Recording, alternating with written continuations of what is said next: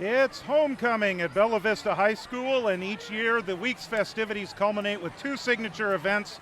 Of course, there's the dance tomorrow night, but first, we have Friday night football tonight from Bella Vista High School Stadium. And it's not only homecoming, but it's also the Capital Valley Conference opener for both schools, as the 2-1 Bella Vista Broncos welcome River Valley High School of Yuba City to town for tonight's contest. River Valley comes into the game 0-4 and are looking to rebuild following the 2022 season that saw them have to cancel and forfeit their final 5 games. Bella Vista, meanwhile, is on a 2-game winning streak and hope to keep that momentum going into tonight's opener. Hello everyone, George Tharlson along with Aaron Kehoe, and welcome to Homecoming 2023 as Bella Vista gets set to take on the River Valley Falcons. So let's talk, Aaron, about Bella Vista. Huge win a couple of weeks ago. Of course, the bye week last week, 2-game winning streak. Things are trending in the right direction for Bella Vista, especially with their running game. Yeah, I feel like we haven't played football in forever with that bye week stuck in there. And what an exciting way to go into the bye week with that big win coming up in the last 30 seconds of the game. You really feel like in the air there's something special about Bella Vista football, and so really hoping to build on that tonight in the homecoming game.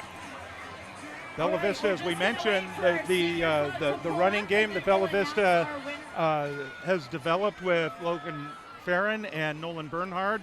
Nolan Bernhard, 200-plus yards the other night, so give him credit for that. Again, that running game is really starting to take shape. Yeah, I was really impressed with what they did. You know, they made some changes on the offensive line, mixed up their starting front 5. They've made some additional changes tonight to try to increase that running game. And you go, well, why do you need to increase it with the running game being as powerful as it is? But I think that Coach Jim Gray knows in order for this team to be successful, they have to rely on that run game. So tweaking things now, and especially tonight with a struggling River Valley team, is a good way to do that. And part of those tweaks come on the offensive line? Yeah, on the offensive line, they're just, it's not even new faces. It's just kind of faces in different positions. People that were playing guard playing center, and guards playing tackles, and tackles playing guards. Trying to find what is that secret sauce, if you will, that will help Logan Farron, Nolan Bernhard, and a little bit of Matthew Bunny mixed in. That's right. Be able to move the ball. Now, we talked about it just briefly in the open. River Valley, they're 0-4 this year. Their record officially last year was 0-10, but the final 5 games were forfeits. And the reason behind that has been well documented.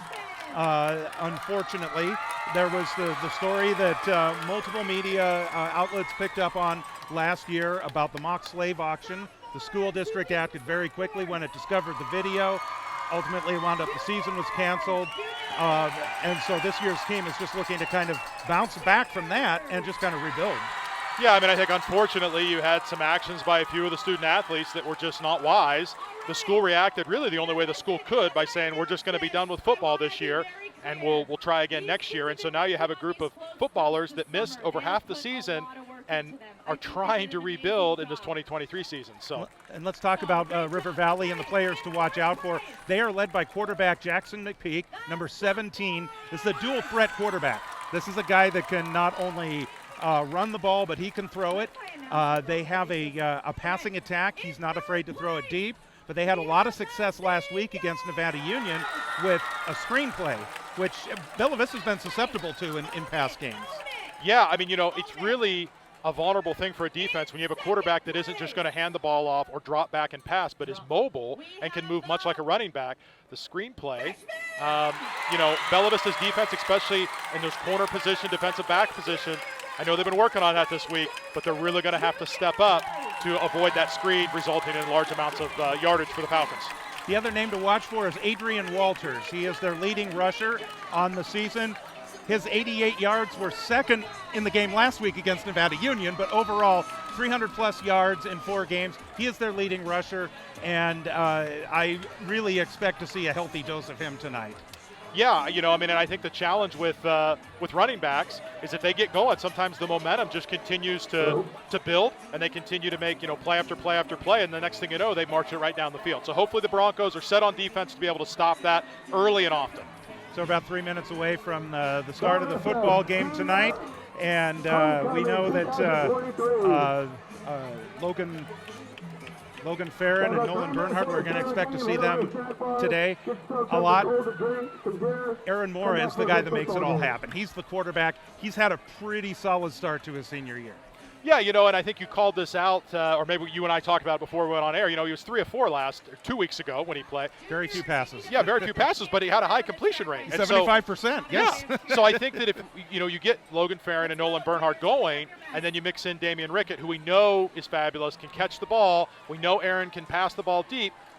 We've got a good offensive attack. And when you're 3 of 4, that's 75%. So we've already talked about that. How about 2 touchdowns? So 67% of your of your pass completions last week were touchdowns. Right? So the numbers are cool when it comes that way. Yeah, and I think when we look at last year in the quarterback in Ian James, who's graduated and has moved on, Ian was really a leader amongst the team. The team really looked to him for leadership.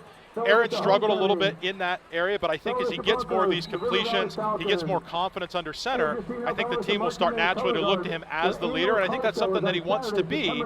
So hopefully he can continue to build on that tonight, because having a leader in your quarterback is really a crucial piece of having a good offensive attack. So homecoming is well underway. There's been activities, of course, going on all week. We've had the parade and the floats, and the royalty has been announced, and everything, all the festivities and the formalities that come with homecoming have been completed. The last bit of warm-ups are happening on the field, and the captains right now are making their way out to midfield, and so we will determine who is going to get the ball to get things started. So it's CPOC is one of the captains, along with looks like Jacob Disney Taylor. Yep. Nolan Bernhardt, and then Travis Frank are the captains for Bella Vista. Alex Sanchez Ortega is out there along with Adrian Walters, Jackson McPeak, and it looks like trying to get that last number here. It is well, it looks like a 55, but we don't have a 55. We don't have a 55. Okay, well. Yeah, it's a 55. Okay, well, mystery man. We've had some experience with that, but I will give credit where credit is due. We have a lot of information on River Valley.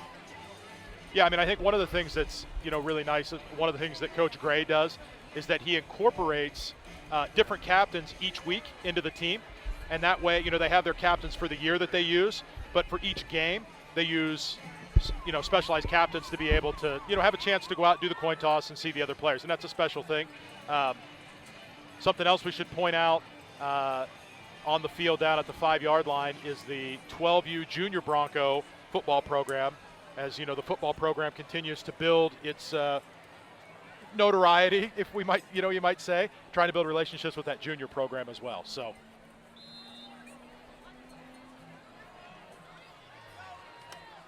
So I didn't catch it. I was looking down. We're going to get the ball, it looks like. So I think that's happened every home game, as Bella Vista is 0 for 3 on coin flips.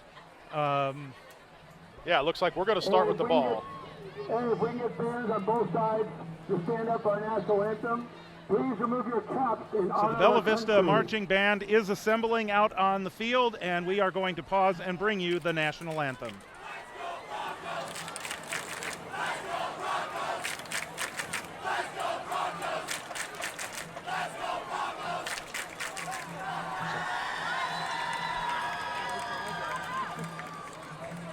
As far as it'll go.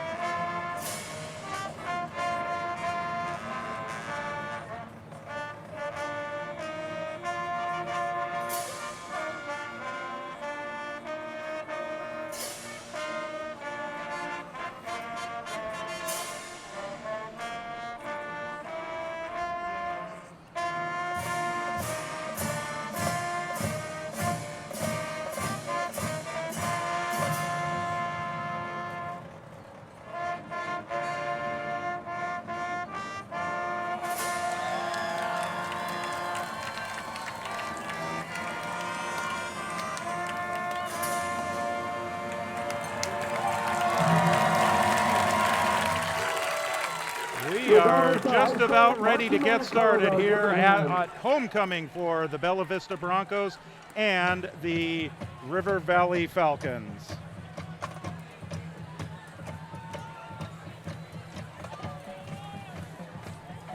The band is marching off the field.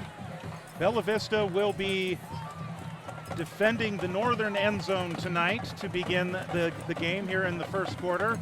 So they're in all black tonight. Fortunately, the numbers are white. That's right, yeah, blackout night here for homecoming, and you could just feel the excitement in the air. So we will see what Bella Vista can do, getting their hands on the football first.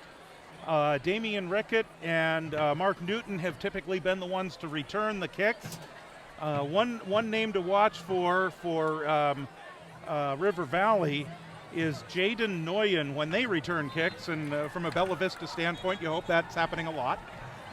But Jaden Noyen had a 71-yard kickoff to begin the game last week and set up River Valley for the first touchdown of the game against a very talented Nevada Union team. Nevada Union ultimately won the game by about 20 points, but River Valley really hung tough with them pretty much throughout the game and really held their own.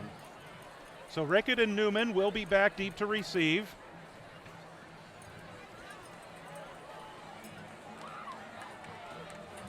Rickett's got his green gloves on, so he'll be easy to see tonight again. And Fernando Carmago looks like he is the one that is, oh, check that. No, I'm sorry, I have it wrong here. Looks like it's Walters that's going to boot this one away. And we're underway with an onside kick. Loose ball on the ground. It looks like the Broncos got that.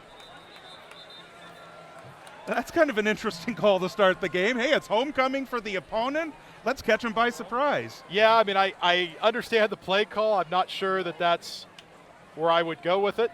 Looks like the referees are discussing something here, but it looked like, I'm with you, George. I think Bella Vista recovered that, and they're going to have the ball 1st and 10. I would have expected River Valley to be jumping all over the place if they had recovered that. No, they say River Valley has the ball. Wow. Okay, so River Valley with the onside kick, and they got the ball. It's the most subdued reaction to recovering an onside kick I've seen. River Valley. Oh, my goodness. That's going to be on Coach Gray for arguing with the referee. Also gets the ball. Officials say it went to 10 yards. It's actually 11 yards where they're marking So it. immediately River Valley we football, see first and 10 for the 49. There is a penalty on the field. immediately we see the flag come out. So obviously Coach Gray was not happy. He may be arguing that the ball was touched before it went 10 yards. It's very close. Well, that, and there was no clear signal. I mean, the referees seemed confused on who had the ball, and there was no clear signal, and I think he has every right to be upset about that. Now, they've picked that flag up, so I don't know if they're going to wave that off or if they're going to enforce that, but he has every right to be upset. There was no clear signal on who had that ball, and the ball did not travel 10 yards, although where it's spotted is at the 49, which would be 10 yards. That would be 11, yeah. So there's a lot of discussion going on right now. And so we are going to await further clarification here as exactly as to what is going on here. But I would have expected River Valley to be jumping up and down if they had recovered that kick. Yeah, I didn't even see any of their players pointing that they had the ball. No, so the unsportsmanlike is going to stand, so that's going to give River Valley even more favorable position, and that, really puts the Broncos at a deficit here to start the game. So River Valley recovers the onside kick, and then the unsportsmanlike conduct will now move the ball down to the 34-yard line of Bella Vista, and so that's where River Valley, who had a lot of success last week moving the ball against Nevada Union. Jackson McPeak is the quarterback. Here's Walters. Walters finds some running room inside the 30-yard line. Jackson McPeak is the quarterback for the Falcons. He hands off. That's a pickup of about 6 yards on the play, so that'll be a 2nd and 4 coming up.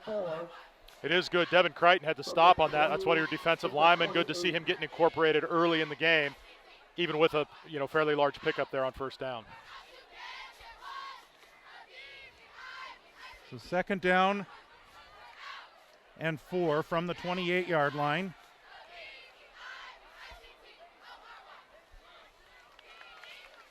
The give again goes to Walters right up the middle, and he shoots forward, has first down yardage down to the 29-yard line. So 2 plays, River Valley already moving the ball.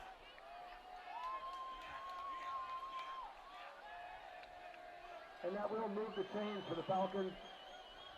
First and 10, 23-yard line. So they will call it the 23-yard line, first down and 10.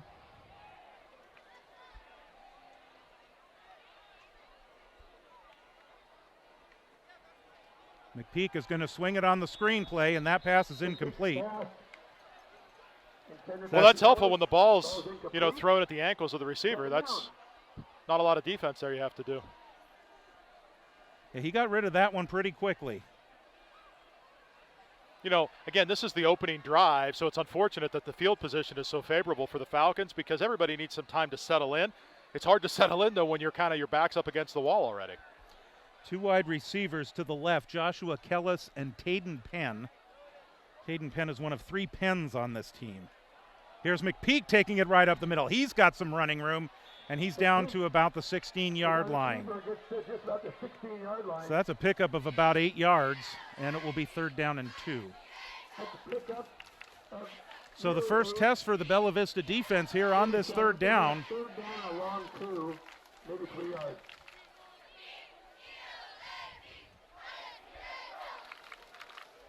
And so Walters lines up in the backfield. Kellis goes wide left, Penn wide right, Penn to the left. Wingman on the left as well. Looks like somebody might have left early, but the give is to Walters. He's got the first down inside the 15-yard line. We'll mark that down to the 13-yard line. That'll be a pickup of 3. That'll be a first down for River Valley. Well, River Valley scored first last week after the big kickoff return. Here it was they started the game again with another big special teams play when they recovered the onside kick to begin the game. Here's Walton. No, it's McPeak. He'll keep it. McPeak bounces off the first wave of tacklers but isn't going to get very much, as he'll take it down to the 11-yard line for a gain of about 2 yards. So that's more what we need to see from the defense. A 2-3 yard pickup, that's manageable. We can't be giving up 6, 7, 8 yards on each of these runs. So hopefully we can keep that up now. 2nd down. 2nd and 8 for River Valley.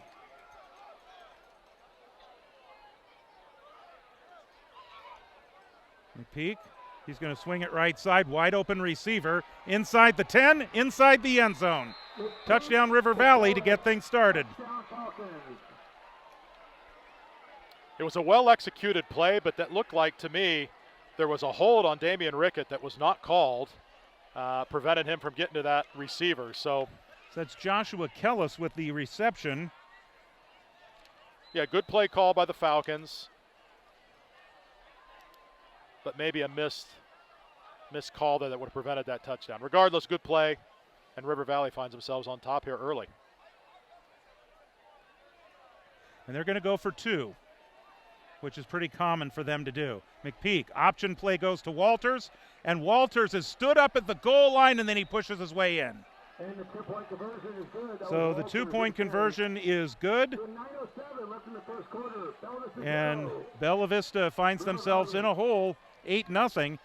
It's not often you get a chance to get the kickoff to begin both halves, but providing they don't turn the ball over and to begin the second half, River Valley's going to have that chance. That initial play call, that's one of those calls when you're a coach that, if it works like it did for River Valley, you look like a hero. If it doesn't, then people start to question why you did that, which is what I initially said until they reversed their call. I don't think this is reason for the Broncos to panic here. I saw some good things on defense as things starting to tighten up. Let's see what they can do on offense now, moving the ball, give their defense a little bit of a break. And obviously that 15-yard penalty to start the drive on top of the onside kick did not help the Broncos at all. Now the Broncos front men on the kickoff return need to be a little bit more aware maybe. It's not often you see an onside kick to start a game. So that clearly caught them by surprise.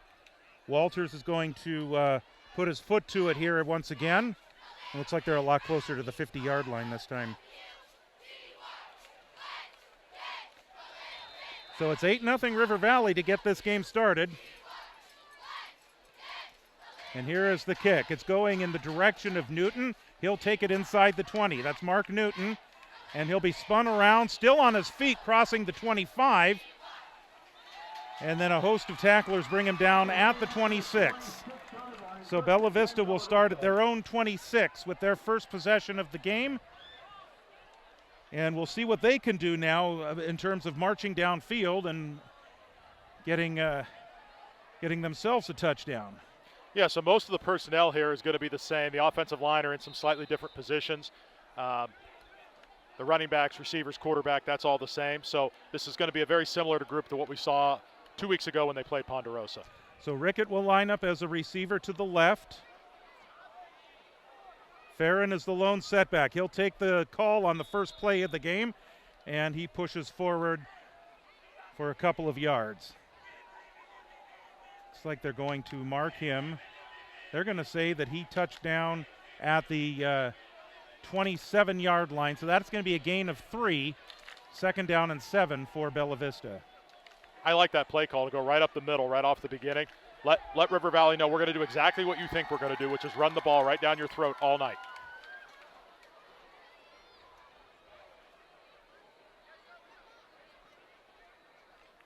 A little discussion before the huddle completely breaks.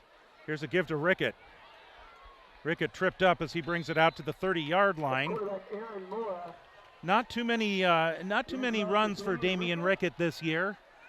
We know that he's been successful on the 2-point conversion runs, but he picks up there. He picks up another 3 yards for Bella Vista. It'll be 3rd down and 4. Yeah, that looked like the 2-point conversion play they run a lot with Rickett, just not in a 2-point conversion scenario. So the first 3rd down of the game for the Bella Vista offense.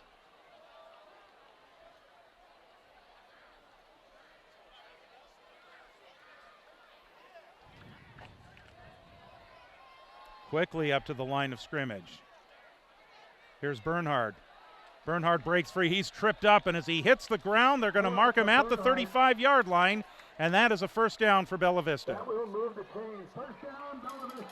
Excellent play call. We've seen Rickett involved. We've seen Farron involved. We've seen Bernhard involved, all in that first 3 plays of the game. I like it. A little misdirection, and ultimately they give it to Bernhard. Bunny was in there. He said they faked it to him first.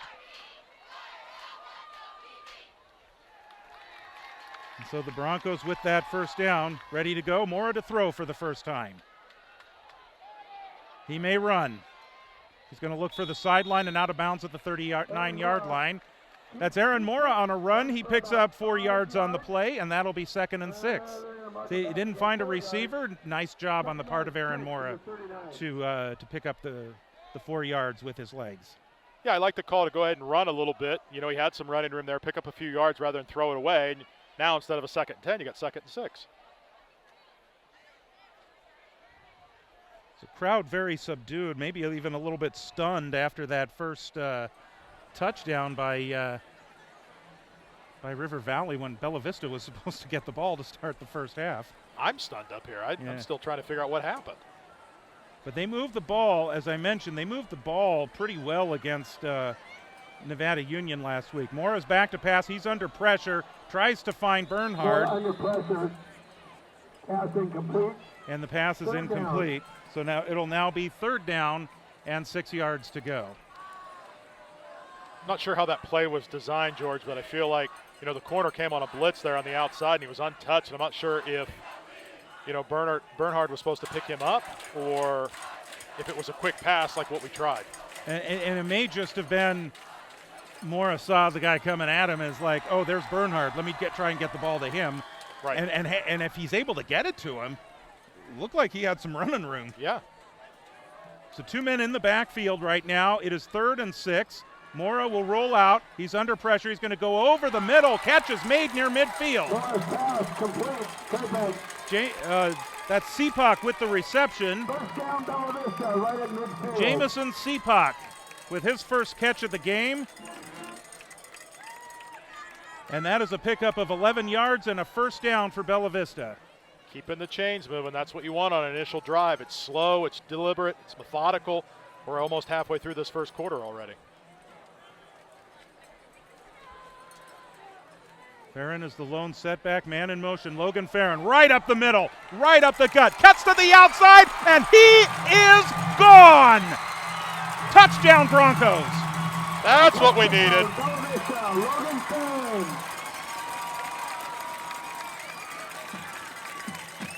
Now I think the next question is, if you're Jim Gray, do you go for 2 here and try to tie the game, or do you kick? And Damian Rickett has a 2-point conversion run in every game so far this year. We might be seeing it again. So, I mean, do you go and play the points game this early, or do you kick the point? I think that if this were the NFL, we would be talking about a kick attempt. Correct. Major college, we would be talking about a kick attempt, and that's what they're going to do. Bunny is in to hold, and Mora is in to attempt the extra point.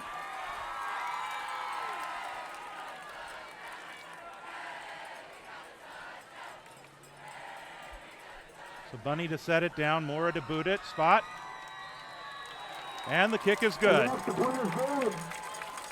So Logan Farron's touchdown run of 50 yards gets Bella Vista on the board, the extra point. It is 8-7 in favor of River Valley. You know, solid effort there to go for the point after for 1 point. Yeah, River Valley's up by a point, but we haven't even played a quarter of football yet. There's a lot of football to be playing.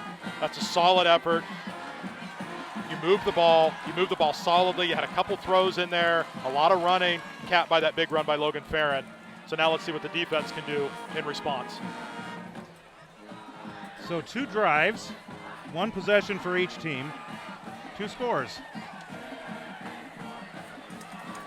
So we will see what happens here. Ryan Warner has been doing the kicking duties this year with the injury to the kickoff duties, I should say, with the injury to Carson Newman. And so he will continue to do that. It's been a bit of an adventure for him kicking off. It has been. You never really know what you're going to get. So we'll see here. And they've got 2 men deep for River Valley.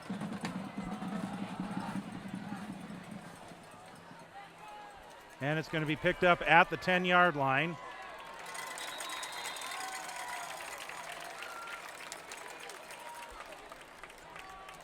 And that was Rakeem Penn on the return. Interesting note about Rakeem Penn. 2 weeks ago when they played Chico, and that game was over early. Chico just dominated them from the start. But they put Rakeem Penn in at quarterback for most of, if not all of the third quarter, and they put Jackson McPeak at tight end for that third quarter. Penn pretty much handed the ball off. He threw 1 pass, which was incomplete. 1st and 10, River Valley from the 15-yard line. There's McPeak at quarterback, and here's Walters. Walters finds a little bit of running room, still breaks free across the 25-yard line, and that's a first down. Ball popped out, but they said he was down. That was a good carry. So that's a gain of 12. 1st and 10 for River Valley. And he'll get a first down on his own. 1st and 10 for the 27. It's like Walters has a little bit of an issue with his shoe. Looks like he's resolved it, and we'll get back in the huddle. So Walters will line up right next to McPeak. Diego Perez is the wingman. Kellis and Penn to the left. And here's McPeak. McPeak will take it up the middle, and he is stopped for a loss of yardage. Back in the backfield by Broncos. Yeah, that was Travis Frank and Jamison Supak. So that is a loss of 5 yards. Taylor, I believe, was the leader on that. So that is a -5 on the stats there for Jackson McPeak on the run. 2nd down, about 13, a long 13. Big play there for Bella Vista as they're forcing now this 2nd and long situation. After all those big runs, you know, picking up first downs, it was nice to get that stop. Let's see if they put it in the air here. McPeak is the quarterback. Screen play right, and it's not held. And of course, you just never know when the ball comes out there. We had that happen a couple of weeks ago with the backwards pass. Well, yeah, you got to let that go, because if that's a backwards pass, that's a live ball. So Kellis, the intended receiver, picks up the ball, and then he takes a hit. You just don't know. Fortunately, they kept the flag in the pocket. I think that's reasonable at that point. Yeah, that's the right call. 3rd and 13 for Bella Vista. Diego Perez will line up as a wing on the right side this time. Walters is lined up to the right of McPeak, and McPeak is back to pass. He's going to send this downfield off the hands of his intended receiver, and that is Alex Sanchez Ortega. And the pass is incomplete. 4th down now, and 13 yards to go. And so this would be a punting situation for River Valley. Bella Vista's defense is held. Well, I know you can say it's easy enough to say, well, those were incomplete passes, and that's why they're forced to punt. But those incomplete passes came as a result of good pressure by the Bronco defense. So kudos to the Broncos for stepping up on the defensive side of the ball there. Kai Brown and Damian Rickett back deep to receive. Sanchez Ortega is the punter for River Valley.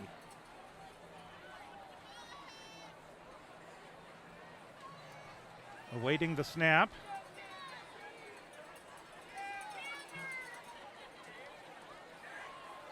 Taking their time here. Okay, so now we're set. Here's Ortega.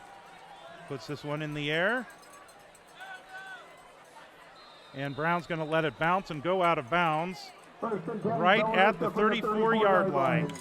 So pretty good field position for Bella Vista's second possession of the game. Hey, BV Sports Medicine photo booth. $2 fundraiser to help raise money to keep our BV athletes safe. Located on the other side of the 8-7, Bella Vista looking to find their first lead of the game. Hopefully they can build on that momentum they had from that last drive. You know, forcing, it wasn't quite a 3-and-out on the defensive side of the ball. They got 1 first down and then they held them, but hopefully they can build on that momentum from that touchdown they just scored.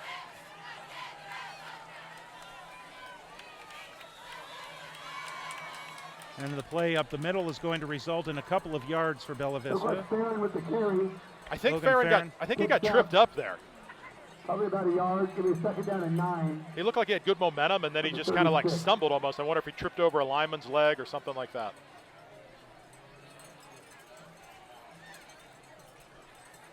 So it'll be 2nd down and 8 for Bella Vista.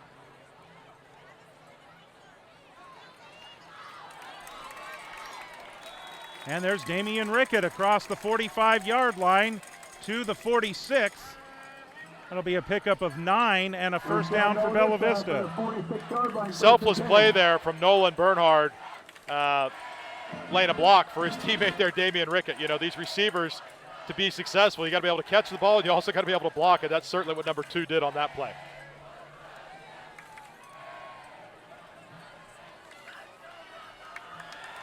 So another first down for Bella Vista. Kudos to their offense. They're moving the ball pretty well.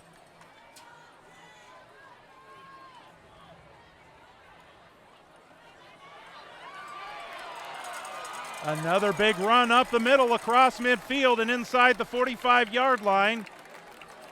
Nolan Bernhard. And that's Nolan Bernhard that time. Pickup of about 12. And that is a first down for Bella Vista. At the 43-yard line, 1st and 10. I think he picked up a yard in the air there with that defender. He kind of like leapt into that defender and got pushed backwards a yard.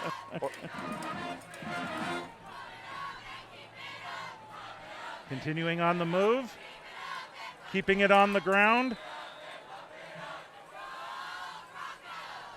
And a pickup there of a couple more yards. You know, you might be asking yourself, why would you run up the center when that they only seem to be picking up 2-3 yards, but these short passes and these runs on the outside are picking up more. You got to keep that defense honest. And if you don't run up the middle, those linebackers start to cheat out more, which means that those plays to the outside, those screen passes aren't going to be as effective. So by running up the middle, you keep those middle linebackers at bay where they're at. Yeah, it only picks up, in this case, it only picked up about a yard and a half. but it allows the plays on the outside to work better. So Rickett will go out to the right along with Sepak. Back to passes Mora. Mora's going deep. Bernhardt is open, but is overshot at the 20-yard line. Pass is incomplete, and that'll bring up a 3rd down and 8. He certainly had time there. He just kind of overshot his man a little bit, and that's okay. It's early. This is probably his first deep ball of the game, so he'll settle in. He had lots of time to throw, which is good.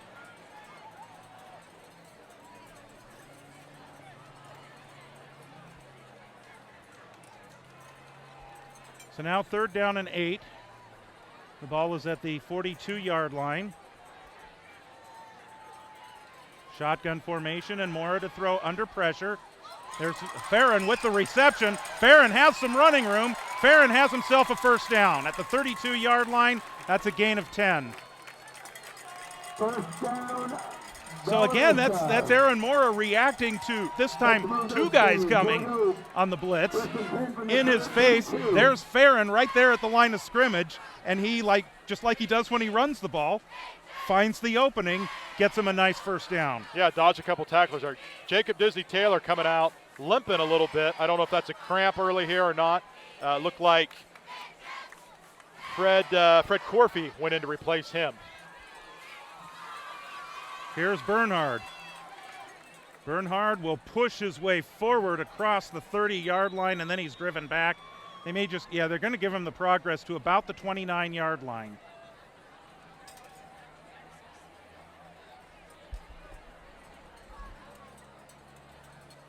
Disney doesn't look too shaken up here on the line, on the sideline, so not limping quite as bad already. I'm wondering if he just maybe got a Charlie horse at his calf or his thigh or something, and hopefully we'll see him back in here in a couple plays.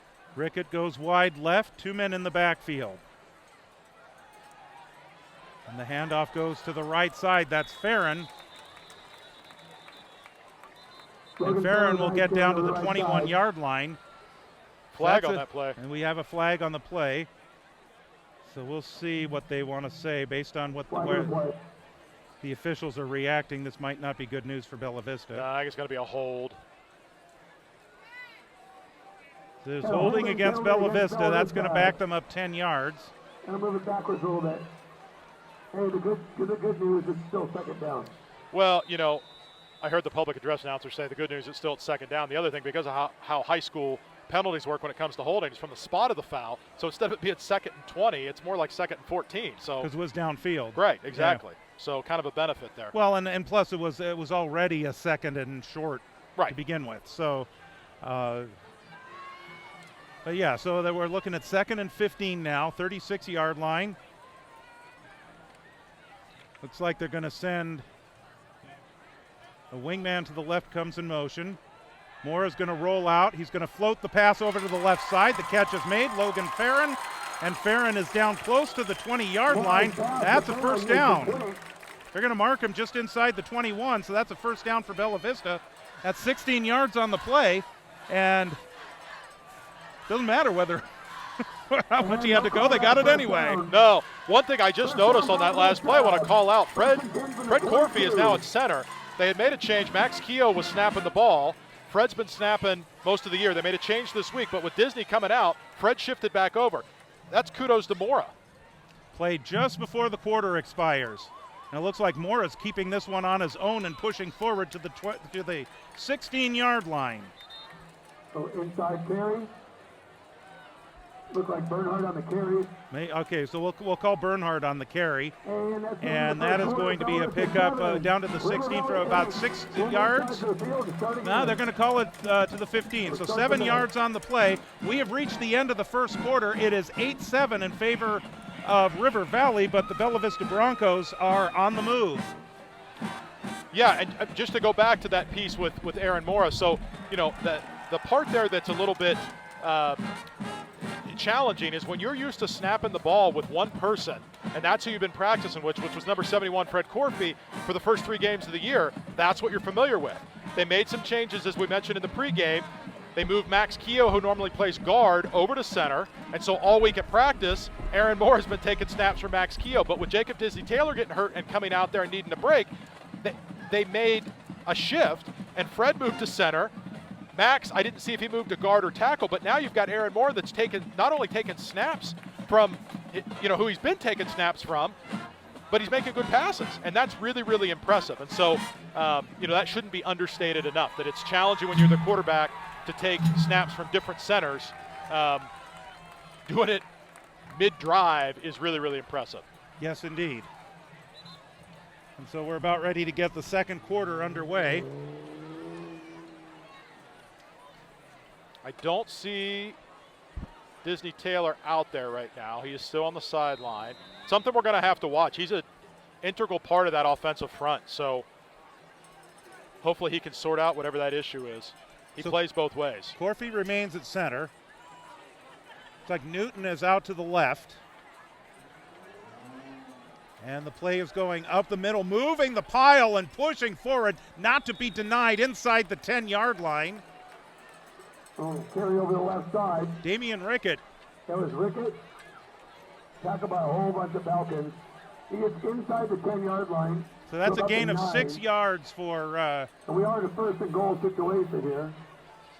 So that will be a first and goal at the 9. That is a gain of 6 yards on the play, and first and goal for Bella Vista.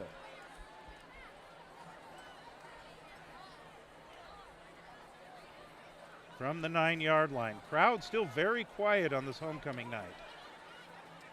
Rickett in motion. He gets it again. Rickett looking to turn the corner. Nice block from Farron. Rickett spun around as he brings it down to about the 2-yard line.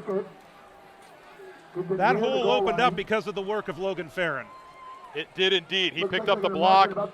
Damian was patient before he hit the hole. He waited for Logan to throw the key block and then cut it upfield. One of the hardest things when you're running the ball is people want to run side to side. They don't want to run, up the field because they're afraid of getting hit. Certainly not the case with number 10.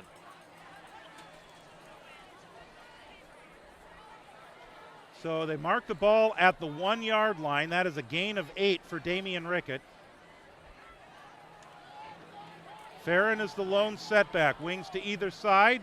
It's like Moore is going to try and keep this one. He's close. Touchdown Broncos.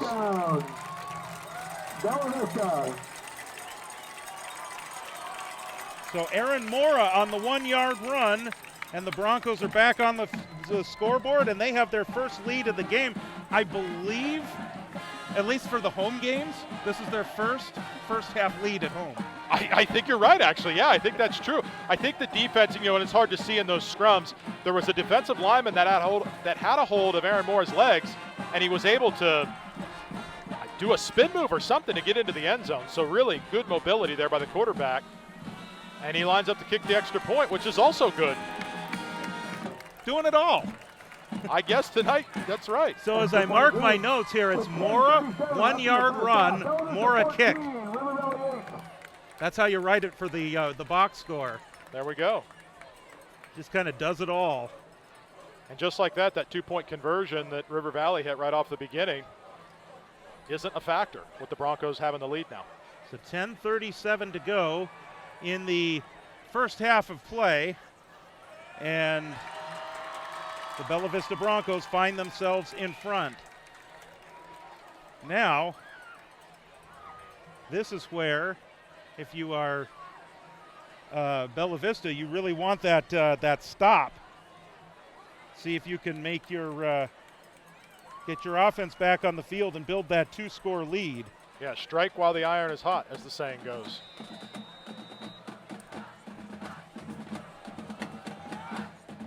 So here's Warner's kick. It's a line drive kick, and it's going to bounce, and it's going to go right through the hands of a player who fields it inside the 10-yard line and his momentum carries him out of bounds.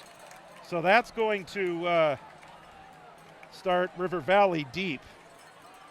That was really, really lucky for River Valley. Travis Frank looked like he had been shot out of a cannon coming down the field, and had he not gone out of bounds, he would have experienced a hit from Travis Frank like he may not have experienced this year.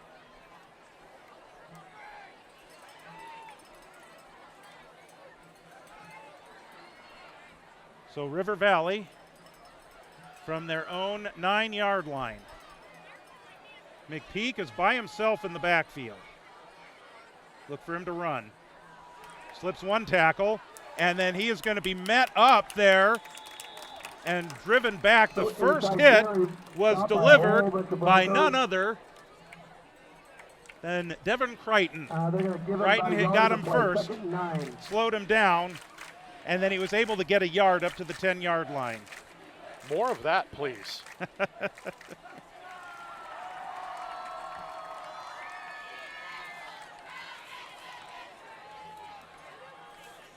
So Walters will join McPeak in the backfield. Perez is on the wing. Two wide receivers set out to the left. Hashmark is on the right. Here's the swing pass, goes to the right side, and some running room. That's Penn, one of them, who is going to be dropped up close to the 19-yard line. Dangerous tackle there, but legal. Just looks a little dangerous. On the carry there. Taden Penn receives with the reception. It'll be third down and 1. Good news. Probably more like a half yard to go. Yeah, he's almost there. Good news for the Broncos. Jacob Disney-Taylor back in the game on the defensive line. So whatever was ailing him has been repaired. So we have a whistle as River Valley broke the huddle. Oh, they're saying they got a first down. Oh, they are calling it a first down. Okay. Without even a measurement. The box moved 6 inches there. I'm not quite sure how that happens without a measurement, but. So the nose of the ball is touching the 19-yard line. The previous series did begin on the 9. Here's Walters. Walters gets by the first wave. He's still on his feet. Walters near midfield, not quite there. Huge pickup for Walters. They're going to call horse collar tackle on number 10, Damian Rickett, for going around the neck. That's what he did the previous play. They've changed that rule this year. So horse collar tackle. So 20 yards on the carry for Walters. An additional 15 on the penalty, which of course doesn't count towards any of the rushing yardage or anything like that. But and incidental face mask is called. That's only a 5-yard tackle. Oh, so apparently they're only calling the face mask. They're not calling the horse collar. Oh, good, because that didn't look like a horse collar based on the rule. But so they give him 5 yards for the incidental face mask. I think high school is, well, maybe college still has it too. Here's Walters again, and he has stood up as he crossed the line of scrimmage, pickup of about 3. It's another flag that's either going to be a face mask or a horse collar on Devin Crichton. Not sure which. If it's a 15-yard penalty, it's yardage, and it would be an automatic first down anyway. If it's a 5-yard penalty, they get the down over. Oh, they're going to pick up the flag. They're waving the flag off. So I think what the side judge saw, I think, was what used to be a horse collar tackle. But a horse collar tackle now has to start in the collar, and they have to drag him all the way to the ground with the hand in that horse collar position. If they let go, that's not a horse collar with the new rule. So just a gain of 3 on the play. It is 2nd down and 7. Walters is going to set up as a slot receiver to the left. 4 wide receivers set. McPeak by himself in the backfield. And he's going to send it over to the left side. The reception is made, and that is Jaden Nguyen with the reception and a first down for River Valley. They're going to say that he stripped the ball out of his hand. Oh, Mark my Newton. goodness. That's Bella Vista ball. He ripped that out of his hands while they were still on their feet. Mark Newton. Well, how about that for Mark Newton? Getting a big bear hug from his coach down there, defensive coordinator. And I was just about to start talking up Jaden Nguyen again because he had that big 71-yard kickoff return to start the game last week for River Valley. But turnovers, certainly something that has bit Bella Vista in the past. Now they benefit from one.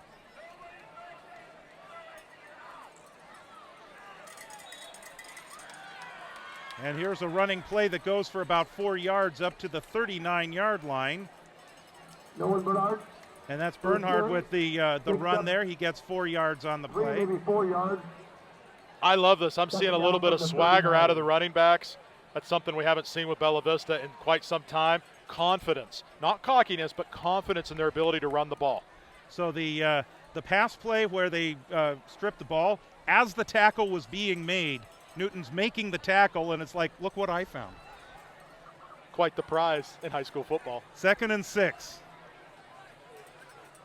Option play, and then an inside handoff comes to Bernhard. Bernhard slips the tackle. He is up across the 45-yard line. That'll be a first down for Bella Vista. And we're going to have a flag. It's going to be on number 4 of River Valley. That's Rakeem Penn. Looks like it's going to be unsportsmanlike, I think. Just tempers are starting to get hot now. Well, and think about it, and I'm not excusing the behavior because you have to keep your cool. But if you think about it for River Valley, they're 0-4. They've had one game, their second game, that was very close. They could have easily won that one. And they played their hearts out last week against a really talented Nevada Union team. Yeah. And this one, it looks like it's being marked off against Bella Vista. Well, that has to be a case if they saw the second person involved, because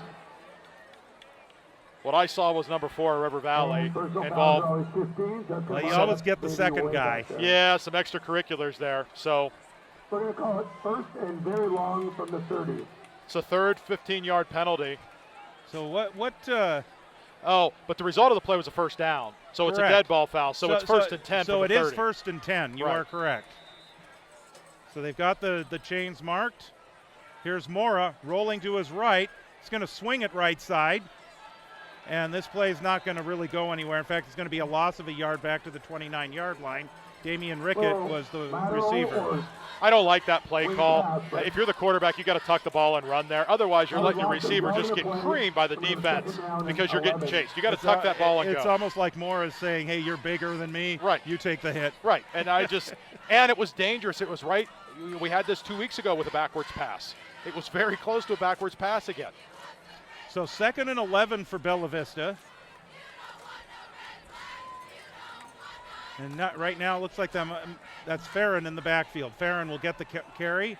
He'll shoot right ahead, get 2 or 3 yards across the 30-yard line. They're going to mark him up to the 33. So that's going to be 4 yards on the play. And that's going to be 3rd and 7. 3, maybe 4 yards. 3rd down and 7 from the 33. So this is going to be a test for the Broncos. It's 3rd and 7, but they're not far enough here where they can go for it on 4th down. So they're going to need a 7-yard plus play to keep the offensive team out on the field.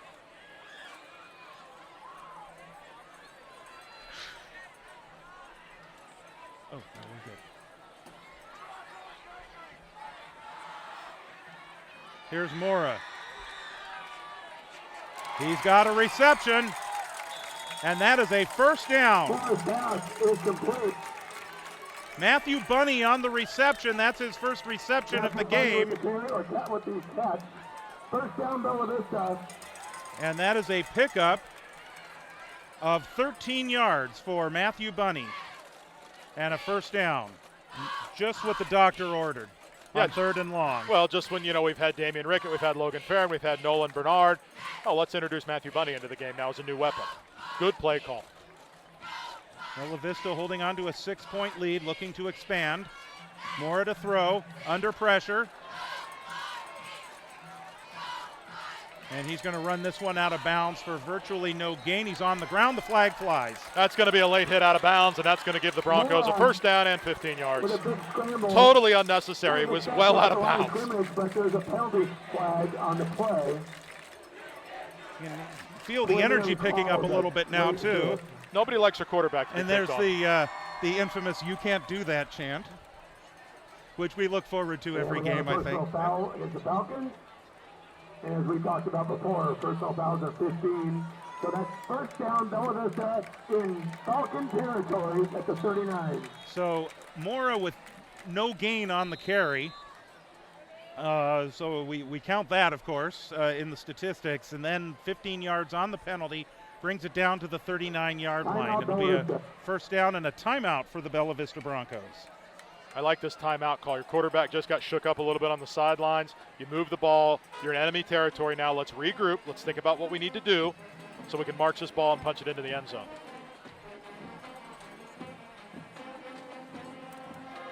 And again, I think that what we're seeing from Bella Vista is featuring the run. Lots of Farron, lots of Bernhard, as we are seeing, but they're mixing in the pass very nicely. Yeah, you know, and I had said a couple plays ago, we were talking about that screen pass, and, you know, hey, you're bigger than me, take the ball. And yeah, that is going to happen from some time, but kudos to Aaron Moore for staying in that one and running and taking that hit out of bounds. I mean, these guys are tough, and we pick on the quarterback sometime of saying, oh, he's a quarterback, nobody can touch him, but he took a big hit right there. So good on him for doing that, and it helped his team move 15 yards more down the field. So we're just under 5 minutes to go before halftime here on homecoming night at Bella Vista High School, and the Broncos with a 6-point lead. It's 14-8. River Valley, an onside kick to start the game. They recovered it, marched downfield and scored the touchdown. Converted on the 2-point conversion. Bella Vista has scored 2 touchdowns since.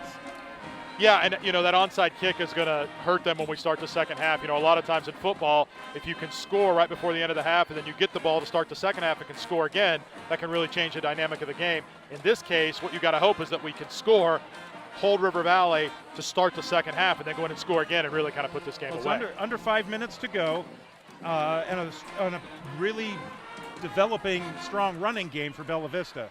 Yes. They have a chance to chew up a lot of time here.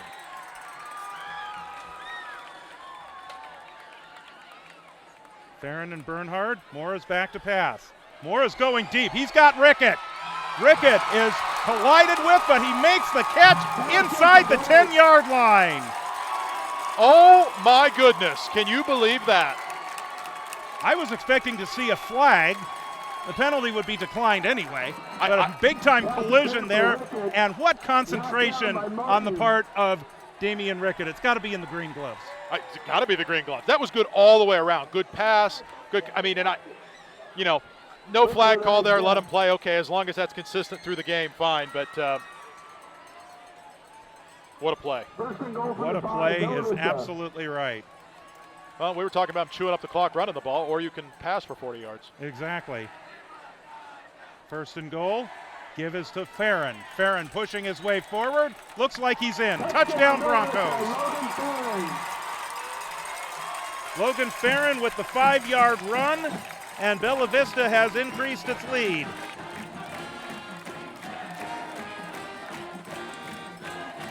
The run will wear a defense out, and that relentless run, you keep them honest by running up the middle like we talked about earlier. You mix in some good passes. You know, you were going short. Now there's a big long ball down the field, then punch it right up the gut into the end zone. So Mora is on to attempt the extra point out of the hold of Matthew Bunny. High snap. There's a flag thrown by the official underneath the goalpost. I have not seen a signal. No, they didn't signal if it was good or not good. It's on the scoreboard. I mean, it looked like it went right through from where we're Yeah, standing. that's what it looked like to me. We'll see what the officials say as they're discussing things. Bella Vista's coming off the sidelines. I think it does not appear that they're going to be attempting this one again.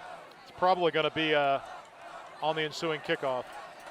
It's not often that you see one of the officials from behind throw a flag, and it was after the ball sailed over. So it's a dead ball, unsportsmanlike conduct on River Valley. So Bella Vista has an option here. They could take the points off the scoreboard, take half the distance and go for 2 if they want, or they could assess it on the kickoff. And so I think that's what they're discussing right now with the coaching staff. I don't like taking points off the scoreboard. I say assist it on the kickoff and try to pin them back. This early, I think you leave it on there. Yep. I'm thinking that I don't see Bella Vista coming on the field either. So this is, right now Bella Vista's lined up at the 40. Why aren't we marking? Are they declining the penalty to keep the points? This should be a kickoff from the 45-yard line of River Valley. Well, there's discussion happening on the far side of the field. The River Valley coach is really upset. It'd be nice to see a flag to even out the unsportsmanlike on the coaches tonight. Looks like we're getting close to that, maybe. He's very upset about something. Yeah, he looks like he's walking off the field in disgust.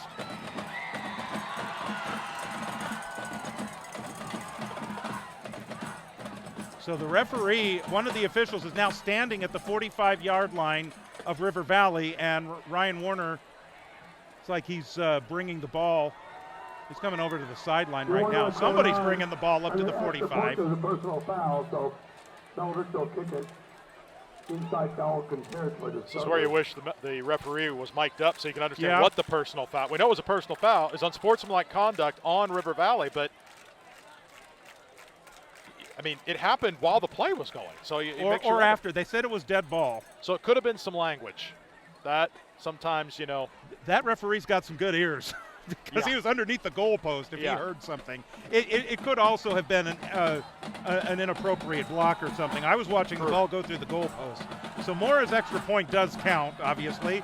Here is Warner. He's booting this one downfield, and that one's going to go out of bounds. So the field position that they got for the kickoff is equalized by him kicking it out of bounds. And that's going to bring the ball, I think, to the 35-yard line. I think you're right. And if I'm River Valley, I'm going to accept that penalty and take it at the 35 since you got to kick it. And that's what Coach Gray is talking to his kicker about. Hey, you can't kick it out of bounds like that. We had an opportunity to pin him back, and you just kicked it out of bounds. If nothing else, I mean, the line drive kick is fine, but boot it down the middle of the field. Yeah.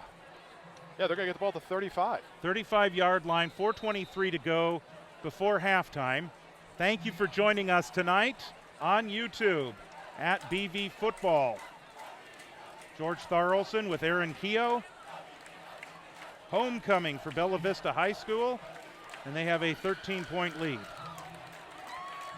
McPeak in the shotgun with 4 wide receivers, and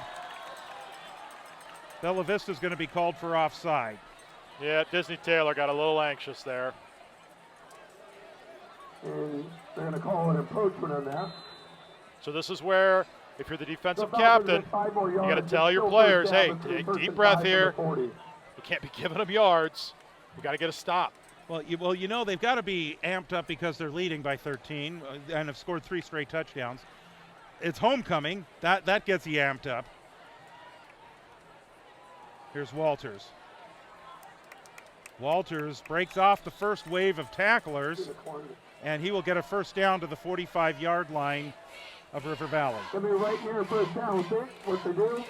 And they are going to move the that was a gift for the Falcons because of that penalty. So looks like they were going to have him at the line of scrimmage, but Adrian Walters, he's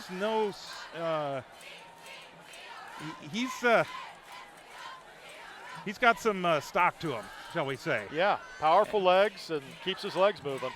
And is not easy to bring down. Here he is again, has some running room right side, and again is getting spun around and picked up 9 yards. Ball is loose, and Bella Vista recovers. Bella Vista football. Great job by the defense. Great job. With the recovery. Second turnover of the game for Bella Vista, and it was one of one of the points that I made in the game notes as we prepared for the game. Obviously, turnovers, with the exception of the game against Hiram Johnson, have been a problem for Bella Vista, even though they're 2-1. Yeah. So far, so good. They're 2+ on the turnover margin. The onside kick doesn't count as a turnover. No. No, and what better? I mean, we said they need to clean the turnovers up, but forcing turnovers is even better. Here's Bernhard. 200 yards plus last game. He'll bring it across the 50-yard line, and that'll be a gain of 3. Just inside Falcon territory, the 49-yard line. So it'll be second down and 7 to go. Long 7. Clock is running, 3:26 to go. Now maybe this is the time to chew the clock. Yeah, I think so a little bit. They've shifted their line with Disney being back in, so what's going to happen here is they're going to throw another 40-yard pass. Well, because we told them they're going to chew the clock, they're not going to listen to us. Rickett will line up to his left. Wingman right, split backs in the backfield. Bunny moved early and tried to make it look like he was in motion, but while he did that, they jumped. River Valley jumped into the neutral zone, so I guess what Bunny did was legal. I didn't think he meant to, because you could tell it was a little bit awkward, but he was running parallel to the line or behind like you would if you were in motion, so they don't consider that as a false start. And so the 5-yard penalty after they jumped goes against River Valley. 2 wide receivers to the left. Mora back to pass, looking left, he sets up. He's going to send this one over the middle. Catch is made inside the 30-yard line. He threw that ball into triple coverage, and Matthew Bunny still came down with it. Give Matthew Bunny credit. Matthew Bunny, 5'5", a junior. Quite a lacrosse player, too. I think I've mentioned that. Yeah. Well, that precision with the lacrosse stick is paying dividends on catching the football tonight. Triple coverage, and the 5'5" guy makes the catch. I don't think that's the way that's drawn up, but it worked out well for the Broncos. Here is Logan Farron. And Farron will bring it inside the 25-yard line. That should be a gain of about 3, maybe 4. We'll call it 3.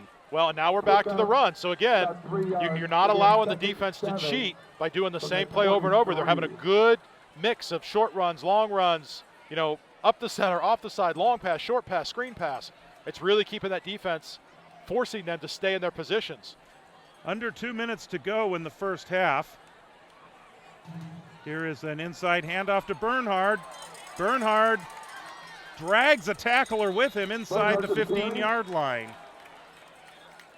He'll take it down to the 14.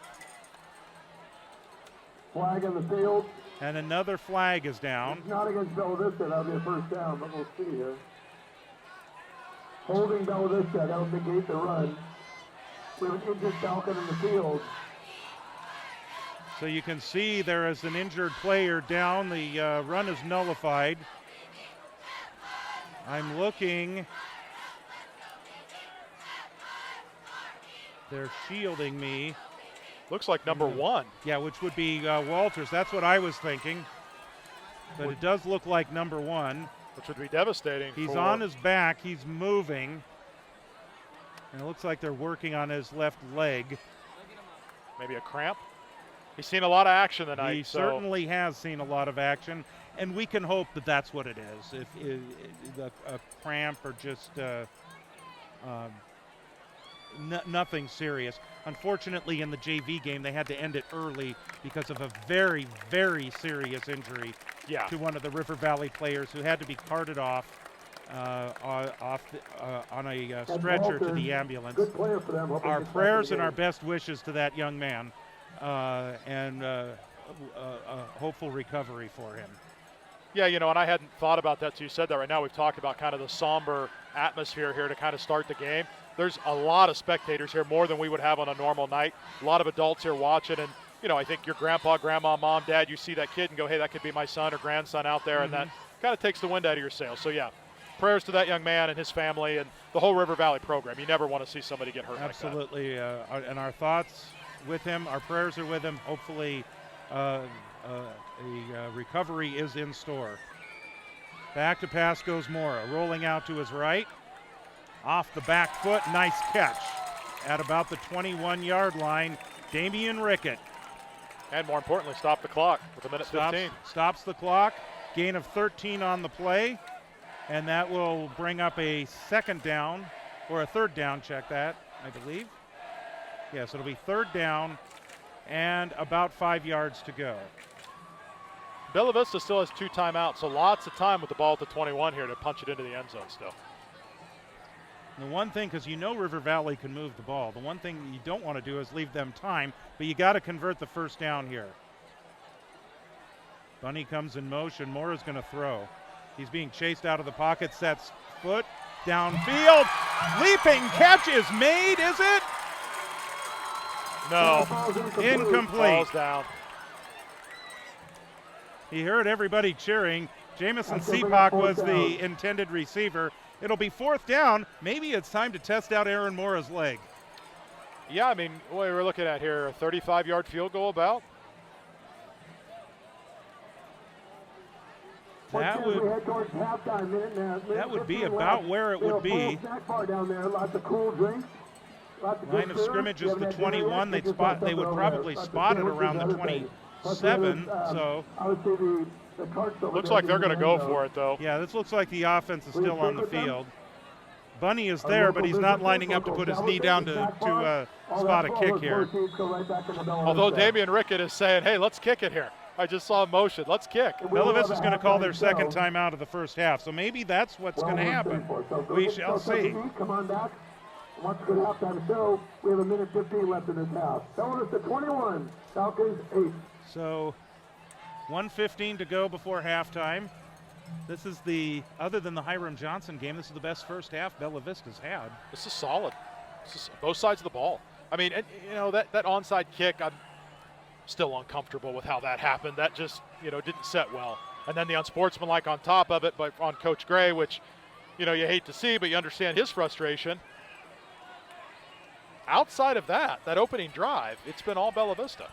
Yeah, they have responded quite well from that. It's almost like they took a gut punch. Yeah, that's. So let's see here. They're coming out, but I can't see. I used to be able to cheat because when they would long, no, they are going to kick, George. They're going to line up to kick this. Oh, this is great. So this is 31 and this is 38 yards. Is that right? Yeah, so they're spotting it at the 28-yard line. This is a 38-yard attempt, but it's Bunny that's going to kick it. Is it? No, it's one of the new guys. We'll get his name in a second. Here's the kick. And he made it. This is a new player that was added, Julian Maldonado Conejo. And he is a kicker. He has played for the soccer team. Yes, he's the soccer. He's eligible now. He's gone through his conditioning, and he just scored 3 points for Bella Vista football. So Mora's the short distance kicker, and Maldonado Conejo is the long-term guy, and he just put 3 points on the board for Bella Vista. I think that kick would probably have been good from maybe up to 40, 42 yards maybe. It had good, it was a little low, but it was down the middle. So that's a new weapon. Yes. So that makes it 24-8. Still only a two-score game, though. You got to feel good, though, if you're this, Julian Maldonado Conejo, that they convinced to come out and just kick, and then you get a chance to show up and you score some points. Hey, how about that? Yeah. Here's the kick from Warner. This one's also angling toward the sideline, but it will stay in the field of play. It'll be picked up at the 15-yard line and brought out to about the 22.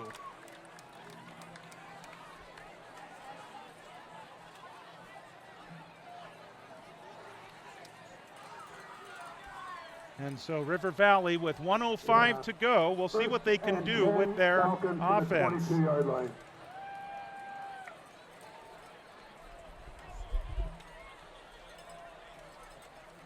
River Valley seems to be lacking a ball here.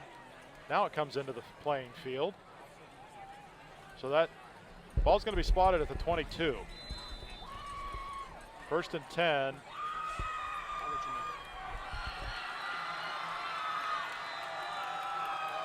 So River Valley hoping for a quick score. McPeak under pressure, has Walters open. He's back in the game, and he'll bring it out to the 25-yard line. Travis Frank with a big stop. Gets it out to the 26. So that's a gain of about 3. Our statistician tonight, Scarlett Thompson, pointing out Aaron Mora is already over 100 yards passing. Oh, my goodness. Yeah. Of course, he's had a couple of big completions, including that one to Rickett that set up touchdown. I don't even remember which touchdown it was. Maybe number 2?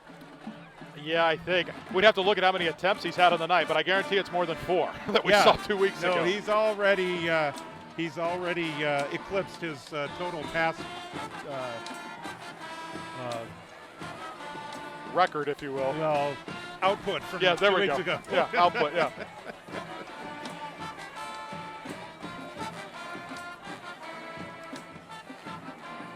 So River Valley still with 2 timeouts, so they can stop the clock here twice more. So, a lot of time to still move the ball. They're coming out of the timeout now. It's 2nd and 6, but Bella Vista's going to have to step up on the defensive front here in a big way to prevent that late first half score. Important game tonight for Bella Vista, too. This is the Capital Valley Conference opener. So this is a chance to go 1-0 in conference play, as well as go 3-1 overall. McPeak under pressure. Now he's going to run. He's got some running room, and he is tripped up after getting the first down across the 35-yard line. Timeout, River Valley. So that's a gain of about 11 yards for Jackson McPeak and a first down. Challengers, that play took up almost 10 seconds of clock, just under 10 seconds. So with only one timeout left now, unless they have incomplete passes or completions that go out of bounds, where the receiver goes out of bounds, they are going to struggle to move the ball in 45 seconds, 44.9. And certainly you can do that. Sure. And certainly River Valley has proven that they can do that. Especially last week, there were some drives that they didn't finish. There were some turnovers, but they moved the ball. It was interesting. I was watching the live stream on NFHS for a while, and then I was also listening to the radio broadcast from Nevada Union, the radio station up in Grass Valley, and they were amazed at how their defense was struggling against this River Valley team. Sure. McPeak is in the backfield.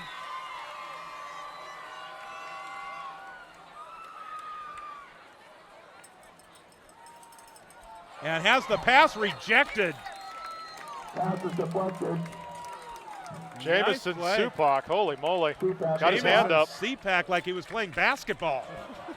Second down. Big wide hand. Longtime Seattle Supersonics broadcaster Kevin Calabro would give that a rejected, rebuffed, rebuked, denied. I love it. That's great. And yes, I've stolen that doing basketball games in the past. So. That's good. 2nd and 10 from the 39-yard line.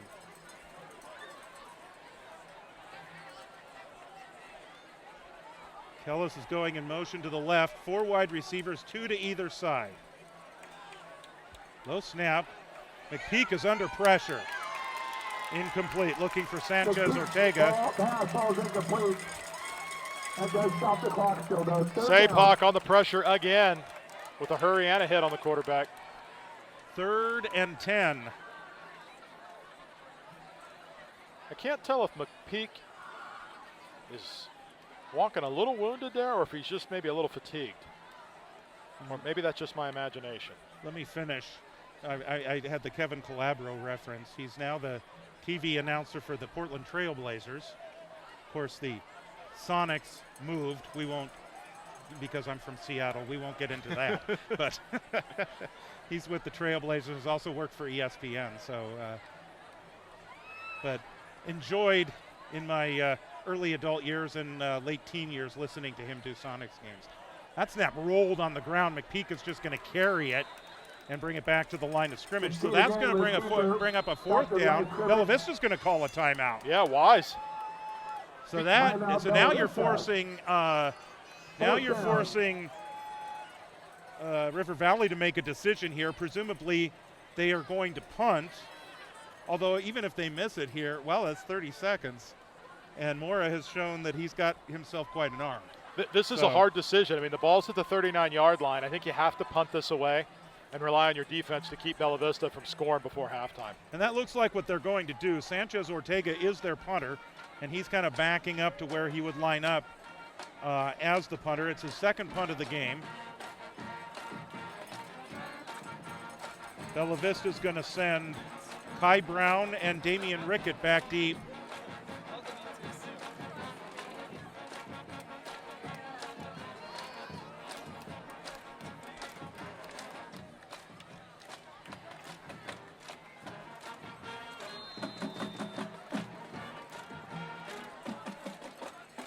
Watch a fake here. Yeah, you could do that. In fact, Rickett and Brown are not very deep. Snap, here's the boot. And they actually had it right. This is going to bounce and roll and roll. So they were standing at about the 35-yard line. Rickett actually even moved up a little bit. All right. And so 22 seconds to go. 35-yard line. They call it the 34. Yeah, and I think the one thing you got to be careful of here if you're the Broncos with your play call, you know, if you throw 3 straight times here and they're incomplete, you basically take no time off the clock and you got to punt. So I know they want to score, and if it's there, maybe take it, but a run. But I tell you what, usually when Moore has been throwing, he'll roll it out first, so that could chew up some yardage. Chew up some clock, yes. And that's exactly what he's going to do. Gets free. He's going to let it fly. And is that Sepak that takes it out to the 40-yard line? Yes. J-Mo. I couldn't tell. I thought he threw it deeper than that. And a flag. So Jamison Sepak, his second reception of the game, and this one's going to go against Bella Vista, so I guess that's not going to count. So Still first down. I'd love to know what that call was. There was a pancake block back here, but that was just a good blocking. Well, let's see. They should tell us. They mark the penalty off. They're just going to wind the clock.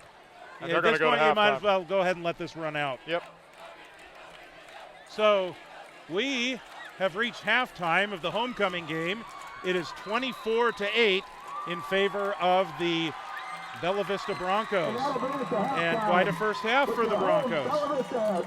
It was, a lot of really good things. We didn't see any turnovers. We had a few penalties, but not kind of what we're accustomed to. And they forced turnovers, which is a really good thing too, because, that's something that we haven't been doing. Well, we had the onside kick to start the game.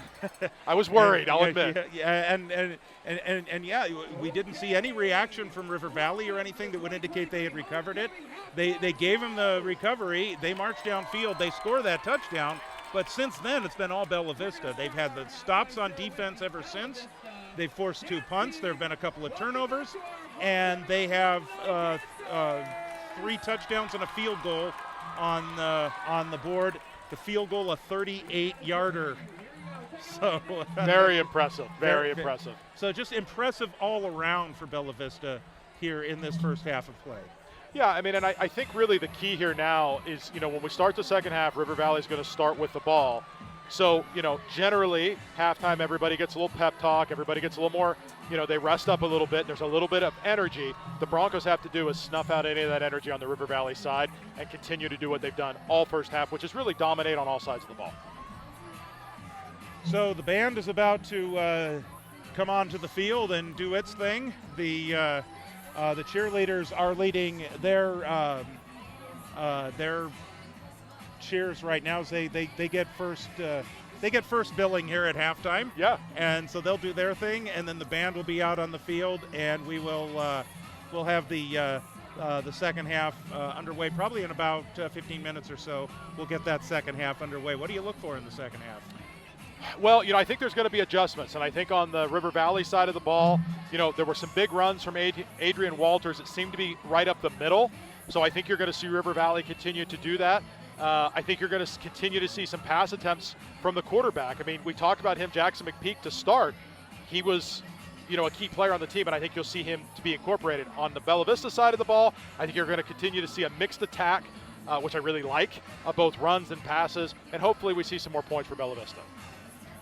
All right, so halftime is underway. We will take a little bit of a break, let you enjoy the halftime festivities. The River Valley cheerleaders have just finished. We'll see the Bella Vista cheerleaders in their red football jerseys, and then the band will take the field as well. With Aaron Keogh, I'm George Sparrowson. 24-8 is the score in favor of Bella Vista here at halftime.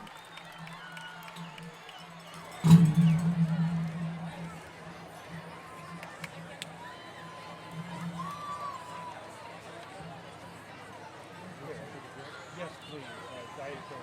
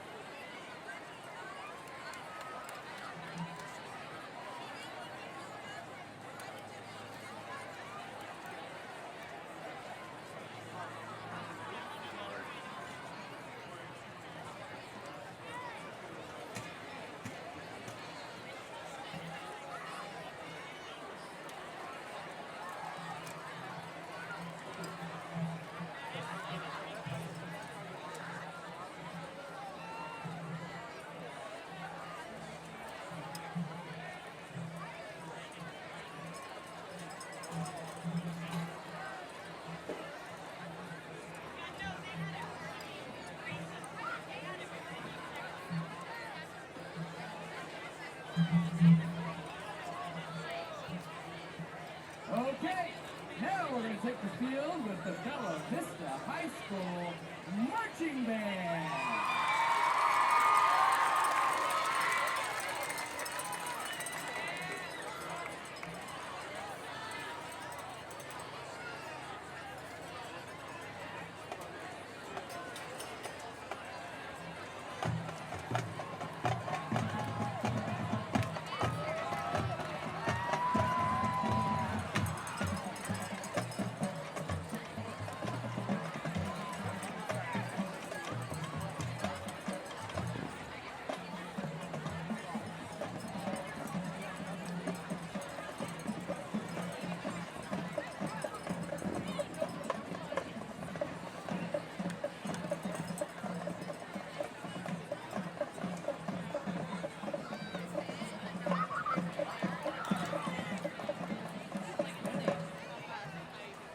Okay, we're going to start our halftime show with a movement from our opener called Invictus.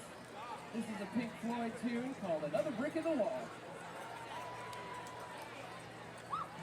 It always amazes me that a school band would play a song that begins, "We don't need no education."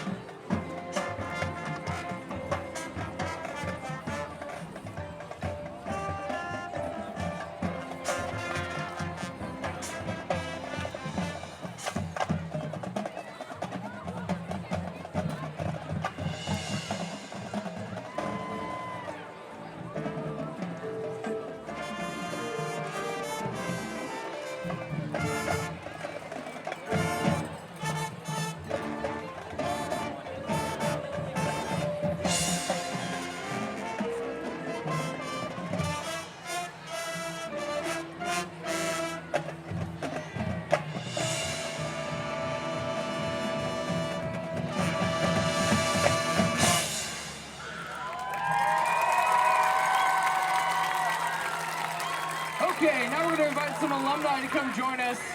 We're going to share a little bit from our night rally, some special drill for a special night of homecoming.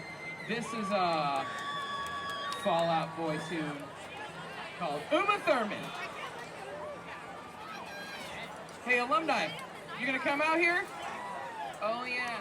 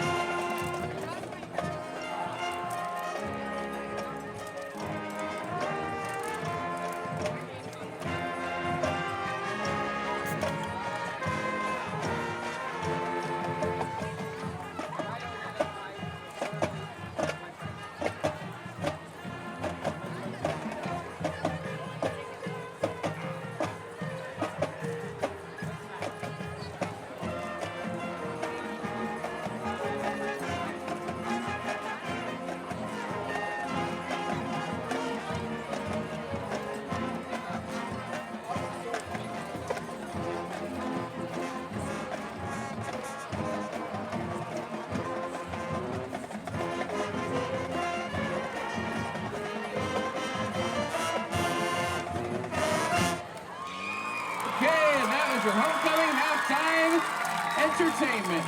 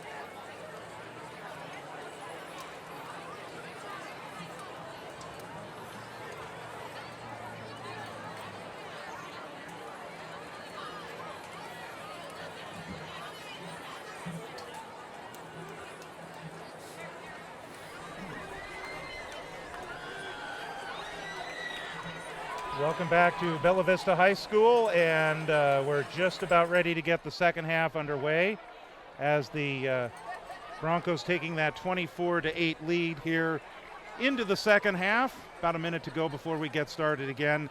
And again, we talked about it before the band gave its performance here at halftime. Just overall, a really good first half for Bella Vista. Yeah, really, really good half. You know, a mixed attack on the offensive side of the ball with runs both up the center, off the side, some short passes, long passes, kind of all mixed together. You know, and really kind of capped off with a 38-yard kick. And I know, you say it's a field goal, but new player to the team, responsibility to kick the ball and was able to get a 38-yard field goal. So really, really good. I'm looking at kind of as teams are warming up, Bella Vista seems loose. They seem ready to go. River Valley seems a little sluggish, a little tired, down a little bit here. So it's going to be important at the start of this half for Bella Vista to come out and continue to do what they've been doing. So we talked about in the first half, Scarlett Thompson, our statistician, pointing out 113 yards passing for Aaron Morris so far. And very, very impressive. Adrian Walters for the River Valley Falcons, 73 yards rushing so far in the game. So an impressive start for him. Bella Vista doing a pretty good job containing Jackson McPeak. Yeah, I mean, I felt like even there towards the end of the first half when they were kind of in a hurry up, we're going to throw, we were putting a lot of pressure on McPeak, and he wasn't completing passes. And typically when you put that much pressure and you blitz people, somebody's going to be open. And yet the defense had adjusted. So really a positive thing, I think. We know that River Valley likes to run that screen pass, and of course they like to run the ball to Mr. Walters, and they're having some success with doing that. But you're right. When the chips are down, Bella Vista's defense is coming up big, forcing 2 turnovers, forcing 2 punts. Yeah, and I think that the Broncos are having a lot of fun. I don't have this confirmed, but I think they have not won a homecoming game in almost 20 years. So, oh wow. Homecoming's a little early this year. This was a game they thought they could win. We've played 24 minutes. So far that would seem to be the case, but we have 24 minutes to play, and it's going to be critical for the Broncos to step up and put together a full game.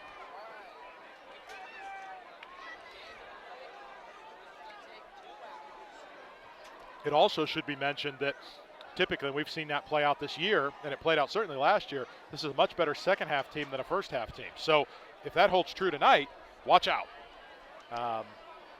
But they looked pretty good in the first half, so maybe they've adjusted. And what we'll see is just more of the same here in the second half. So Bella Vista, of course, we couldn't do this whole football thing or really the athletics without the sponsors. We're going to talk about the sponsors during the second half. Also want to point out another entity that we rely on very heavily for information, the statistics, the season-long statistics that we will reference during the games, and that is maxpreps.com. I've been aware of them for almost 20 years or so when they first really got started here in Sacramento and even up north. But if you want any kind of information about high school athletics across the country, go to maxpreps.com. When we talk about, season statistics, like the fact that Nolan Bernhard got his first career 200-yard game. It's information we got from Max Preps. That was 2 weeks ago against Ponderosa. 200-yard plus, and the week before against Johnson, 100-yard plus. Max Preps also keeps track of live scores, and I'm looking at the Capital Valley Conference scores right now. Antelope has a halftime lead over Roseville, 14-7. Wood Creek is leading Lincoln 31-6. Inderkum is going to play Yuba City tomorrow, and so those are a couple of games of note for that are of interest to Bella Vista.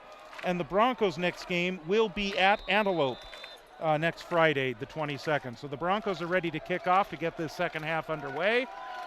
And we are underway with the bouncing kickoff, and it goes by everybody inside the 10 once again. That is a loose ball, still on the ground, and Bella Vista appears to recover. Yes, they do. Remember, the kickoff is a live ball until once it goes 10 yards. Oh, they said River Valley recovered. Well, they do give it to River Valley, but I tell you what, it sure looked like Bella Vista was on top of it. It did, and that really looked like somebody that just forgot that a kickoff is a live ball once it goes 10 yards. Thinking more that it was going to be a punt, and rather than pick it up and get hit, we'll just let it go down. So, lucky break for River Valley. Great start for the Broncos. Let's hope now defensively they can keep this up.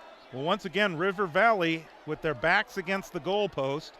This is at least the second time that they have started a drive inside the 10-yard line, at the 9, no less. A little bit of success the last time they did it. McPeak is by himself in the backfield. Looking left. Intercepted.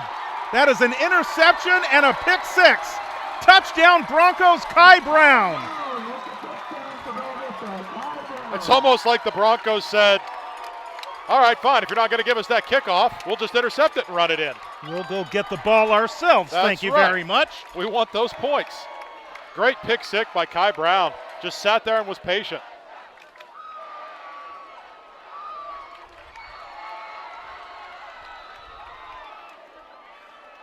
So River Valley starts with the onside kick in the first half. They nearly turn it over on the second half kickoff.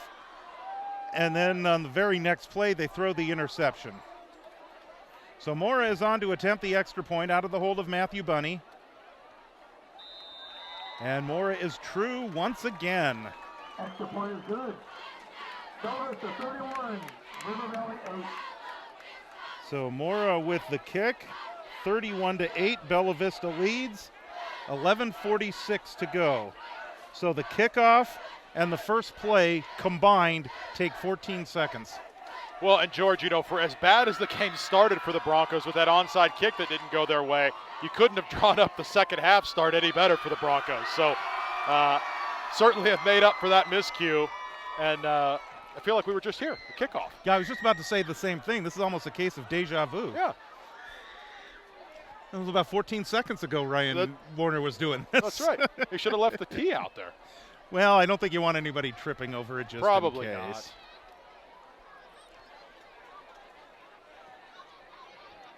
I just realized that they kick the ball off when you kick this direction, right off the Broncos' nose, right off his snout.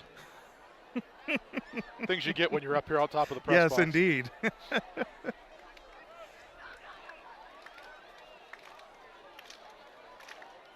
So here's Warner waiting for the signal.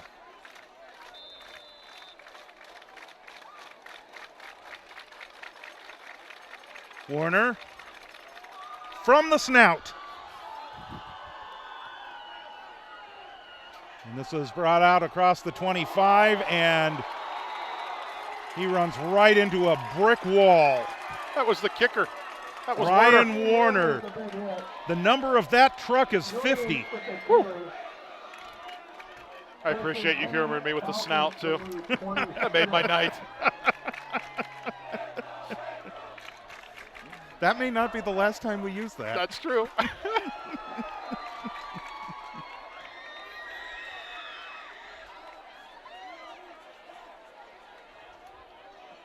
right, so River Valley a little bit better field position this time, the 26-yard line. 2 wide receivers left. Walters is in the backfield.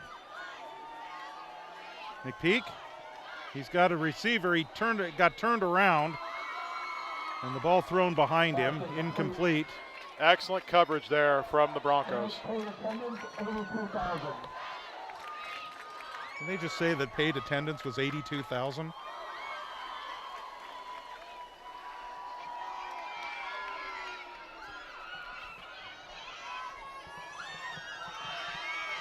Second and 10 from the 26.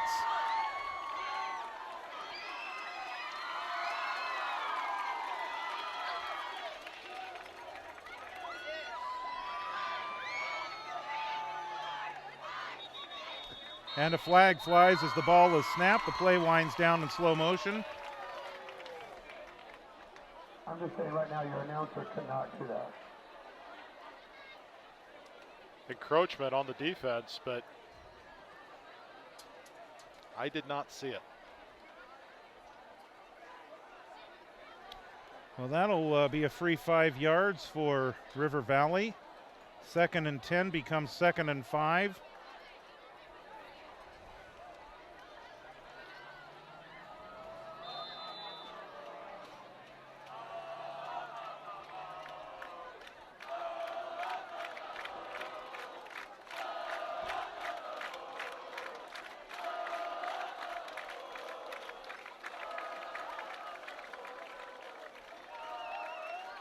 Walters.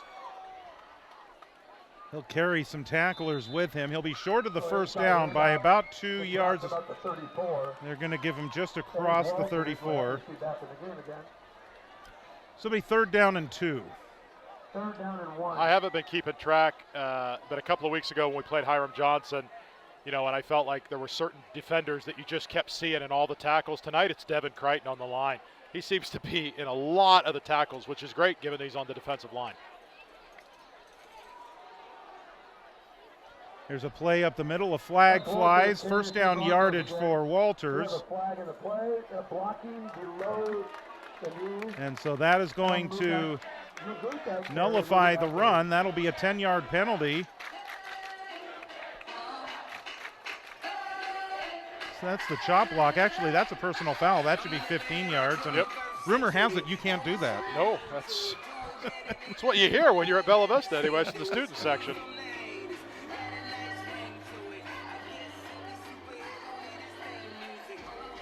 And as you mentioned, it's from the spot of the foul. So if that's in the backfield, it's a little bit more than the 15 from the line of scrimmage.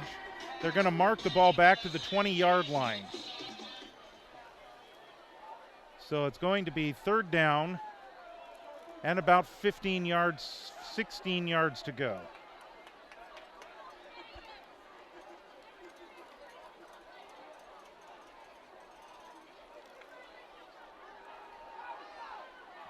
McPeak looks like he wants to run with it and drops the ball.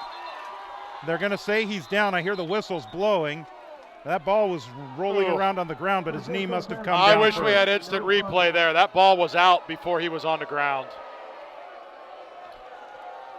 Well, one of the great things about the live stream being on about a 30-second delay is as we watch this, we're actually going to get a chance to see it here. We might be into the next. Well, we've actually got an injured player on the field. Matthew Bunny is down. Oh, that's too bad. So we'll see what happens with Matthew Bunny here. Yeah, you can prove me wrong. Bunny's up. He's rolling his head a little bit, but he seems to be okay coming off the field. Yeah, I mean, you might see this on the instant replay and say he was on the ground, but it sure looked like he got hit, ball came out, and so it's going to be 4th and 7 and a punt for River Valley.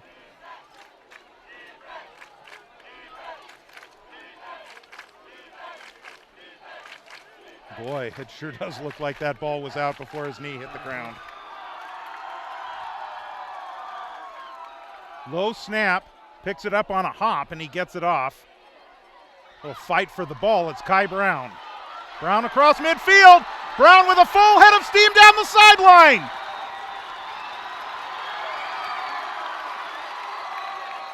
Multiple flags. Lots of flags. He may have stepped out of bounds as well. I do not see hands in the air. That's got to be blocks in the back. Anytime you see a big return like that. Multiple flags on play. Penalty against the Broncos. This will be from the spot of the foul. Bronco football, but not going to be quite as close as you think. So we'll see where they mark it off as the music kicks up. That was very close on McPeak's knee, whether it went down before the ball came out. Yeah. I mean, I get, you know, humans out here as referees, they don't have instant replay. They don't have, you know, a New York office to go to. But from where we were standing, surely looked like he was hit and the ball came out.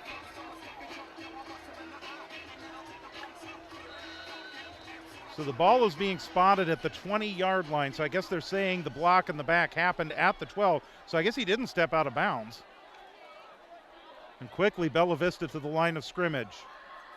Here's Bernhard, leading rusher tonight. He picks up a couple more yards there for Bella Vista. Looks around the left side, picks up about Looks like it's about 5 yards, actually. second down and 5. My eyes are deceiving me. Well, it was a patient run. There was a lot of movement there for those 5 yards, but that was a very patient run by Bernard.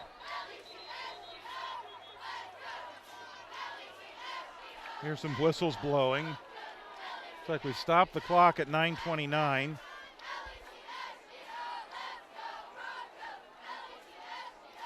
We got an unsportsmanlike conduct penalty and an ejection. Oh, and an ejection. Is that number 1 that's walking off the field on the far side? I see one is coming off. 77's also coming off. I don't know who was disqualified. I see 4 just came off. That's Rakeem Penn. 77 is Ethan Ross Morales. He's coming off. I guess we'll find out if it was Walters when the. So if that's an unsportsmanlike, that's half the distance to the goal, and it's a first down. They have yet to mark the yardage off yet. I think the referee went over to talk to the bench. Well, whatever was said there, because there was no extracurriculars, that was something that was said, must have been very profane and or vulgar, because that was an immediate disqualification. So this is going to be half the distance to the goal.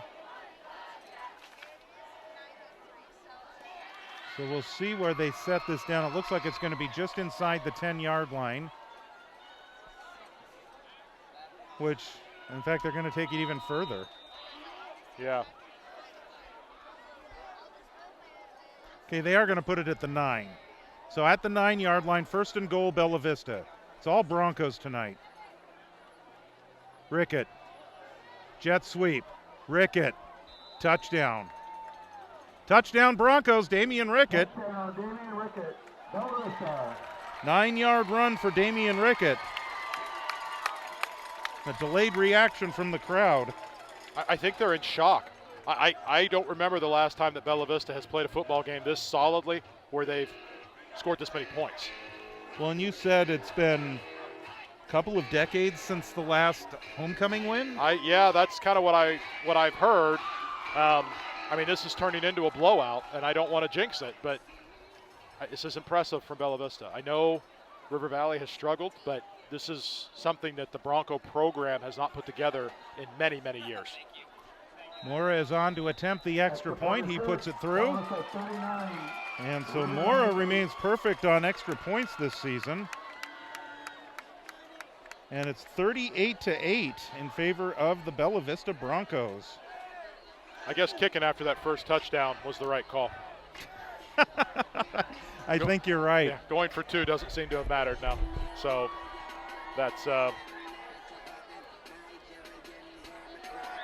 so we're back again to kick off.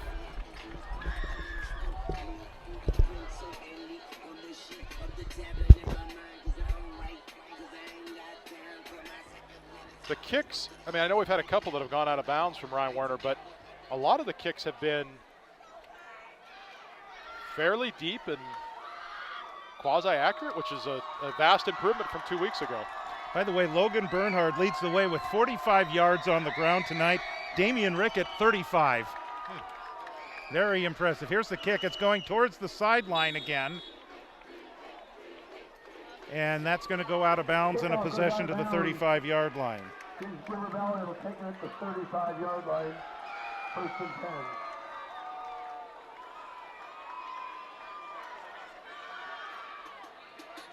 So, you know, we can talk about how the offense has moved the ball. They haven't punted. They didn't punt against Ponderosa either. No. But on top of that, the defense.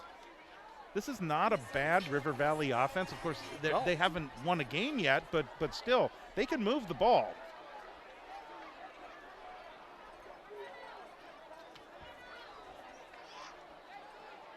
Here is a pitch play, goes to Walters. And Walters will bring the ball across the 45-yard line. That's a gain of 6 for the River Valley Falcons. Well, it looks like they're going to say it's 5. Well, I guess that confirms Walters is not the disqualified player because he's correct. In the game. So. And 77 is in there too. That was Ross Morales who had come out of the game. So neither one of those are the disqualified players. Again, we can only speculate when we see players go off the field. Right. I think we saw number 4. That would be Rakeem Penn go off, but I don't know. I haven't looked to see if he's back out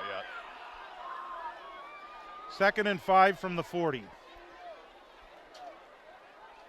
Here's a pitch play. It's Walters again, head up on a defender, and he is dropped right at the first down marker at the 45-yard line. So Adrian Walters, by the way, the leading rusher on the River Valley Falcons, 309 yards on the season, according to Max Preps. And now there's a flag, a late one. And the officials are discussing matters.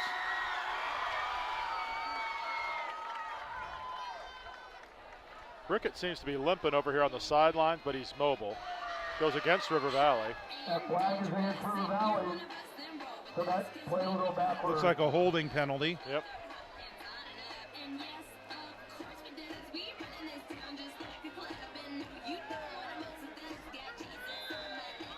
So we will look at now a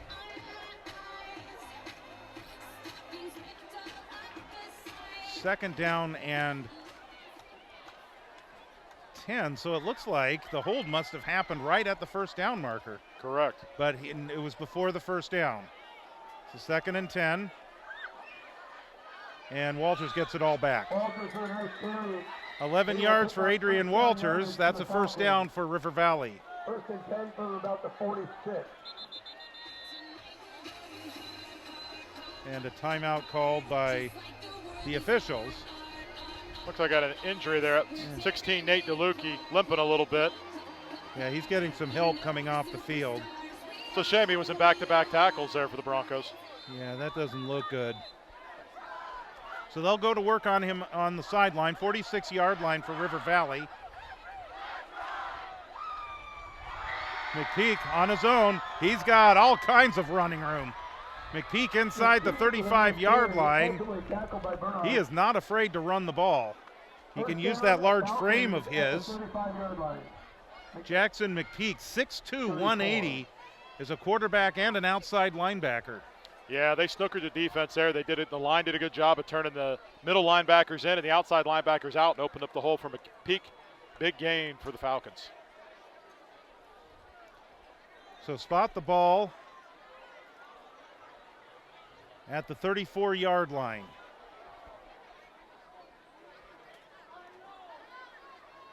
Walters the lone setback, and he gets the carry. Patient running by the part of Adrian Walters, and he takes it down to the 30-yard line. Devin Crichton again on the tackle. He has made a difference on the defense, and that's what you want in high school football is you want difference makers, playmakers. Doesn't have to be the same person every night, but somebody has to rise to the occasion. It's great if it's on the offensive and defensive side of the ball. And certainly on the defense, that's Crichton tonight. That's a gain of 4, 2nd and 6 for River Valley.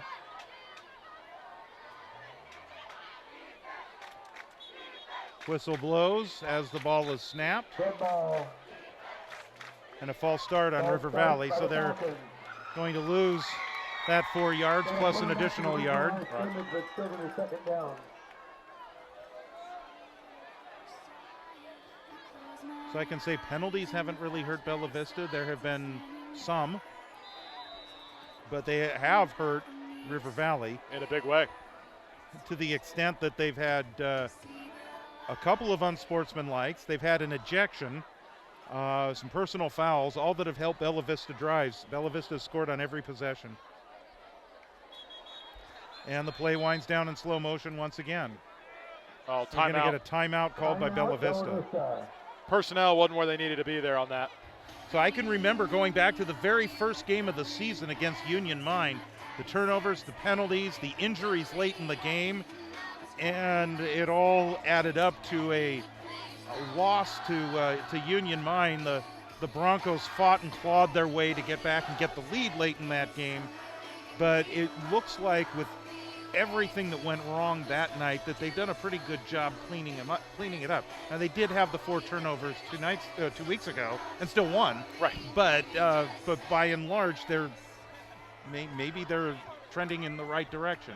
Yeah, I mean, you want to see improvement in high school football, and I would say that for Bella Vista, that's what we're seeing is improvement over the course of these first 4 games. We still have a quarter and a half to play in this one. River Valley, unfortunately, is driving right now, so, need to see if we get a stop. I'm watching Rickett on the sideline. He's jogging. Looks like he might be good to go back in. Bella Vista would like to thank the following sponsors for their support of Bella Vista football. Uptown Cheapskate in Roseville, where you can go and visit, sell your gently used clothing, shoes, bags, and accessories for cash. We'll talk about a few more sponsors in a second. 2nd and 11 for River Valley. There's a pass play to the left, and that pass is incomplete.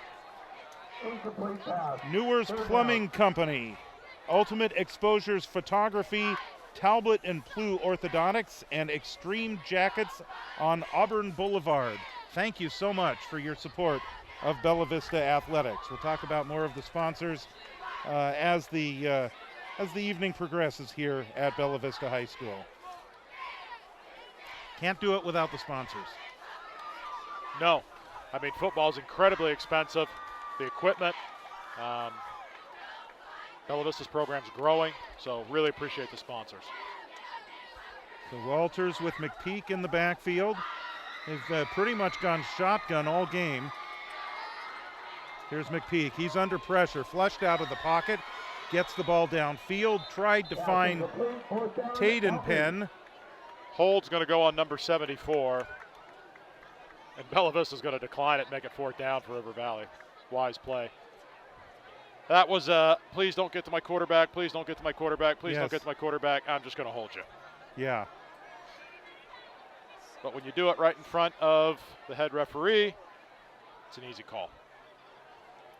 So the ball sits at the 36-yard line of Bella Vista. It is 4th and 11, and it looks like the Falcons are going to go ahead and go for it here, trailing 38-8. They scored with 9.5 minutes to go in the first quarter and haven't scored since. McPeak. He's looking deep. Now he'll go left side. And Adrian Walters will not get the first down.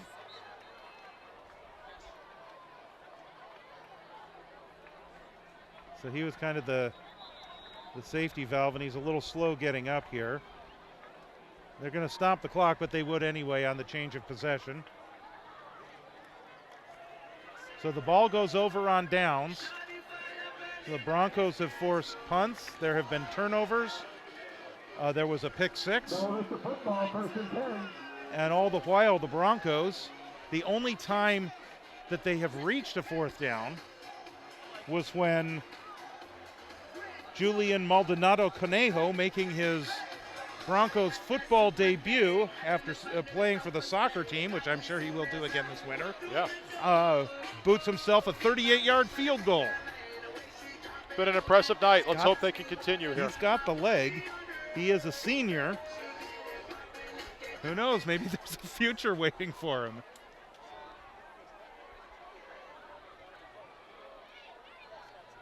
Here's Bernhard. Bernhard is carrying Sanchez Ortega up to the 30-yard line. I don't know how many guys you want Logan Farron to block. He blocked 2 there for Nolan. It was turned into the press box. Jace Prochaska also came over to assist with that tackle as Sanchez Ortega had his hands full with Nolan Bernhard. Yes, he did. And of course, as you mentioned, he got some help from Logan Farron. That's a pickup of 3. It'll be 2nd down and 7. First man through. That is Logan Farron, and Farron will bring it up to the 35-yard line. He'll be 2 yards short of the first down. So that's a gain of 5. 3rd and 2 coming up. Well, good news for the Broncos. Both Matthew Bunny and Damian Rickett both back in the game. So whatever those ailments were, cramps, maybe a little bump and bruise, it's been worked out. Good Aaron news for Mora Broncos. has thrown about 10 passes or so in this game, 113 yards at halftime. Of course, he's run for a touchdown as well. I don't know that we're going to see him throw the ball much anymore. No.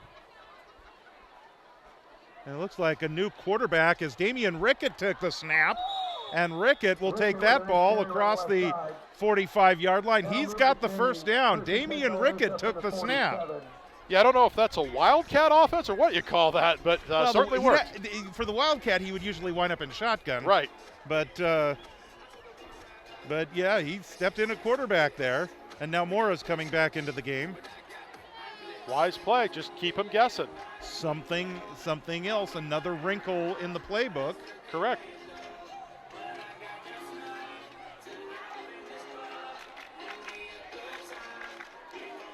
So the ball will spot at the 47-yard line. Broncos continue on the move. Here's Matthew Bunny. Bunny gets off the first wave of tacklers. He's across midfield. And they're going to mark him at the 46. That's a pickup of 7 yards for Matthew Bunny. About 7-yard carry. We have 2nd down and 3. So good mix of the running game today. Rickett himself, he's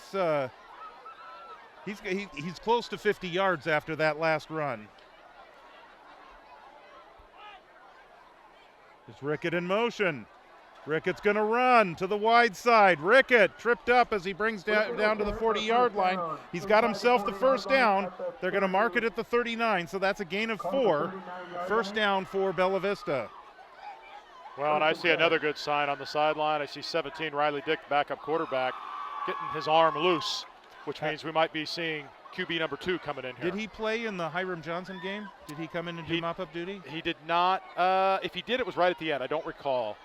Because we know that he was pressed into action the first game when Mora went down with an injury. Correct. So if he did not play that game, this would be his 2nd appearance of the year if he comes in.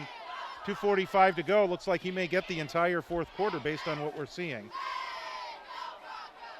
Here's Farron. Farron breaks off the tacklers, looking for an opening, and he's down to the 31-yard line. One of the things I'm really liking that I'm seeing tonight from the offensive line and frankly from the entire offense is, sometimes what happens when you draw up a play is, okay, you block this guy and they block that guy and then that's all they do.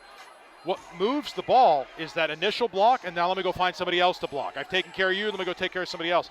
You're seeing running backs blocking 2 people at a time, wide receivers, the linemen hitting multiple people, and that's what's helping them move the ball. 7 yards on that last play. And this is Bernhard, and he'll get a couple. Bernhard with a nice carry, gets it inside the 30-yard line. They're going to put it down at the 29 for Bernhard for a gain of 2, and that'll be a 3rd down and 1.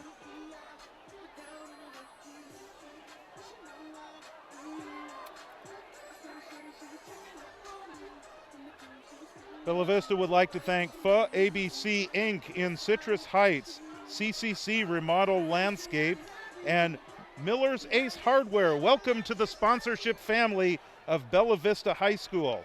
Also Les Schwab in Folsom and Sam Brown Solans. Here's an inside handoff that is going to push down to the 25-yard line. And that should move the chains. It does. First down, Bella Vista. Looks like that was Newton. No, that was Farron again that carried the ball. You know, really excited about that Ace Hardware sponsor, Miller's Ace Hardware. They're a new sponsor this year for the program. Just opened up at Madison and Fair Oaks. Driven by a couple of times. Yeah, it's a great store. Yeah, it's a great store. The owner is really wanting to get involved in the community and love the opportunity to sponsor the Broncos. Here's Nolan Bernhard. Bernhard slips some tackles, a 360, and he's inside the 10-yard line. Bella Vista from about the 7-yard line. There was Damian Rickett, Wyatt Knudsen, and Max Keogh. All were on the ground after that play. All looked like they were injured, and then all rolled up to their feet. I don't know if that was a game we weren't privy to or what, but they all seem fine now. It's the old trick injury play. I guess. I don't know. All three of them, it was almost like they were synchronized swimmers there for a minute. We're going to call that 19 yards on that carry and a first down for Bella Vista. At the 8-yard line. Yeah, it looks like Bella Vista may call it. No, they're going to let the quarter run out. So we have come to the end of the third quarter of play, and it is a 38-8 lead for the Bella Vista Broncos. Really, really impressive here as we move into the fourth quarter. Bella Vista is driving with the ball again, looking to score, first and goal. And if they can punch this in, then you start to wonder if maybe some adjustments will be made, specifically on the offensive side of the ball, to give some other people some reps and some opportunities to get it in play. Just a fun night overall. It's nice that it's homecoming. It's a packed stadium. It's a beautiful night. It was a little warm earlier, but it's cooled off really nicely. And everybody seems happy. The cheerleaders are dancing. The band's getting involved. Players are hyping each other up. This is really a good, solid game. So I've got Logan Bernhard for 69 yards. And Rickett has 54. Moore still at 113. And then over on River Valley side, Adrian Walters, 13 carries, 104 yards. Wow. So a very impressive game for him tonight.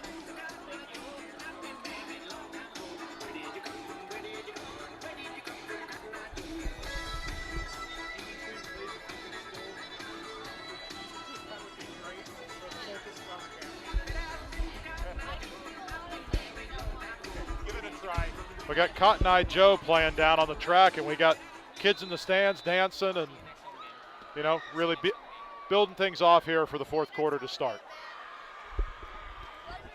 Okay, so the last quarter of play here on homecoming, 38-8 is our score. Here's Mora, first pass of the second half. Touchdown Broncos. What a grab. Damian Rickett. That's an 8-yard touchdown pass.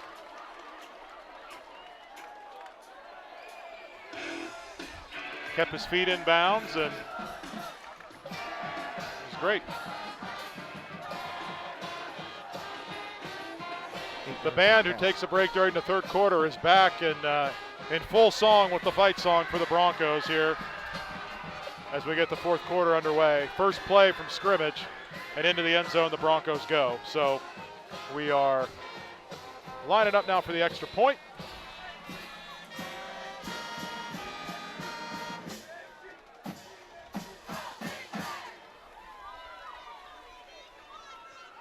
And the kick is good.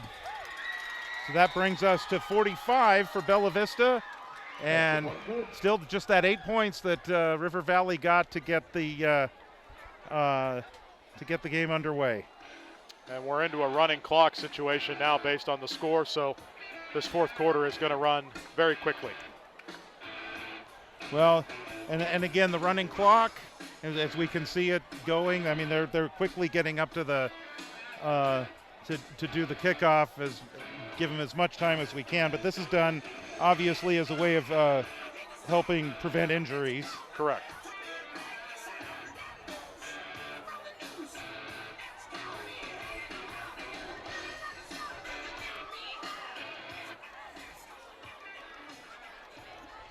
So Warner will put the ball at the 40-yard line.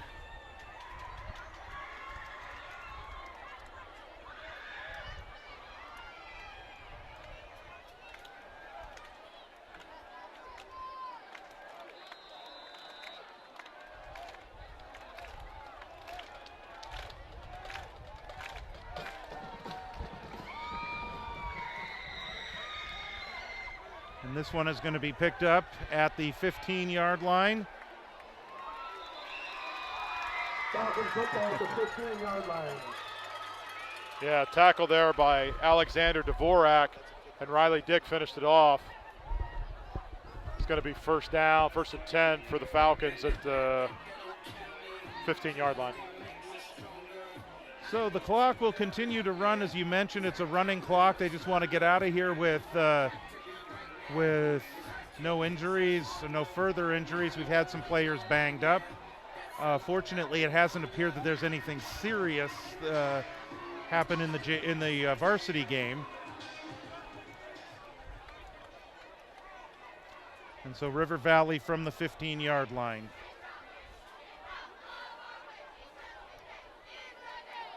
And they're going to keep the ball on the ground as well. This is Walters. And Walters is going to pick up about 8 yards here. Keep that that impressive running attack for River Valley going. They're going to mark him up to the 23. So that's a gain of 8, which would put him, I think, at about 112 now. Yeah, I see Devin Crichton coming out now. That might be the night for him. What a night for that big fella on the defensive front. Great game for him. Ryan Werner in to give him a break. Here's Walters again. And he'll bring it across the 25-yard line. Falcons, first down. And actually, I want to correct myself there. That is Jamari Penn that is carrying the ball. So it looks like maybe River Valley has done the same thing, as they're letting some younger players play.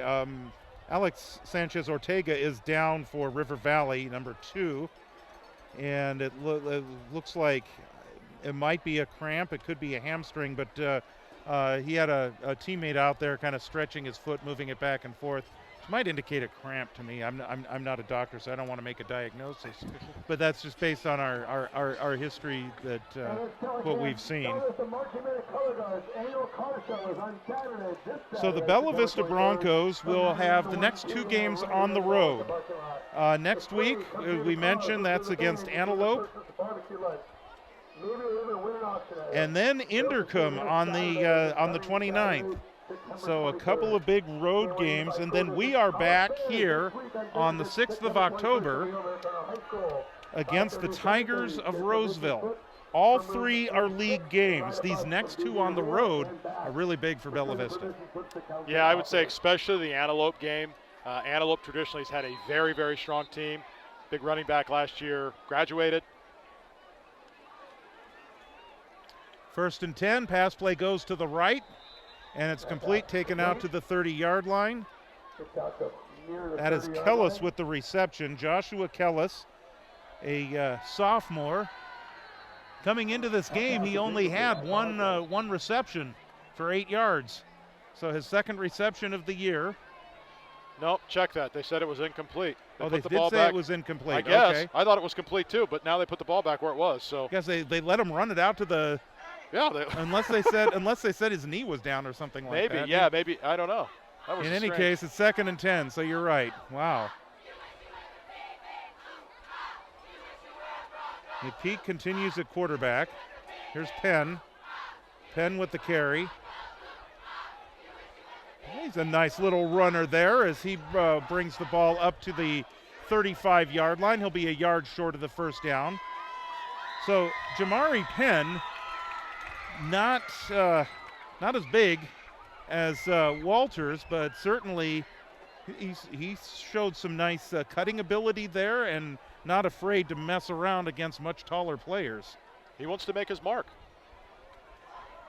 62 yards on the season coming in, according to Max Preps. And he's going to get himself even more yards. Took a hard hit across the 40-yard line. They're going to mark him down at close to the 44. There is a flag. Maybe it came in late. Maybe they're going to say that hit was a little excessive. Well, that's what one would think. The flag is back at the 37. Yep, it is going to go against the Broncos. That's against Bella Vista. Be a first down plus 15. That's unfortunate. That just looked like a good hit, but maybe it was a little aggressive. I don't. So two nice runs, by the way, from Jamari Penn. That one was 8 yards. And then they'll mark off the 15-yard penalty as well. So that will put the ball at the 41-yard line. This is, I think, maybe only the second venture into Bella Vista territory since their touchdown that came with about 9.5 minutes to go in the first quarter. 45-8 is the score in favor of Bella Vista. Here goes Penn. And Penn will take it down inside the 30-yard line. 35-yard line, I'm sorry. That's about going back to these next two games, the Broncos have that Antelope game. So, they lost a running back that graduated. And so, they're 0-4 right now. Now, you had said at halftime they were up on Roseville 14-7. That could be their first win of the year if they can pull that out. But should be a competitive game for the Broncos, and is one that, we're going to look for them to come out on top of. There's a pass play to a wide open receiver, in and out of his hands. That was Taden Penn was the intended receiver.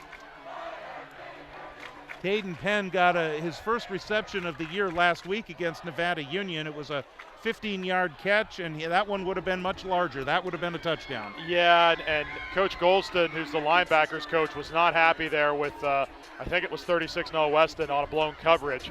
But that's going to happen when you put people in and give them an opportunity to come in here late in the game. They're learning, and this is a learning opportunity, and so hopefully he gets another shot here. From the Max Prep scoreboard, Antelope and Roseville are 14 all in the fourth quarter. McPeak's going to take this on his own. He's got all kinds of running room. McPeak inside the 20. McPeak inside the 10. He's down to the 2-yard line. That's a 33-yard run for Jackson McPeak. Well, I tell you what, River Valley is playing with a lot of pride. They are. I like the coaching staff's decision here to mix this up a little bit and put some different personnel in, give them some opportunities on the ball, real game decisions. Obviously, when you make wholesale changes like this, you're getting a totally different look. But, as they start to have opportunities, somebody gets hurt, which unfortunately happens. This is valuable. Yes. This is valuable playing time. Exactly. McPeak is the only man in the backfield. First and goal from the 2. He's going to take it on his own, and a pretty easy waltz into the end zone. So a 2-yard run for Jackson McPeak. Touchdown River Valley. And so they are into double digits. Correct.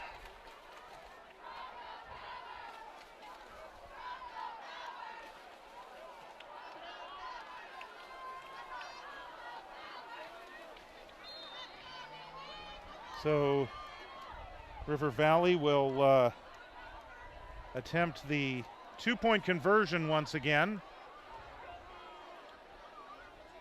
So none of this actually counts on the stat sheet, but it would count on the scoreboard. Swings it over to Jamari Penn, and Penn will take it in for the 2-point conversion. So Bella Vista would like to thank the following sponsors: Outlier Life Coach Services Solar, Outlier Life Coach Services, Citadel Roofing and Solar, Sierra Pacific Homes and Comfort, Friendly Tree Care, and La Placita. Thank you again for your support of Bella Vista Athletics.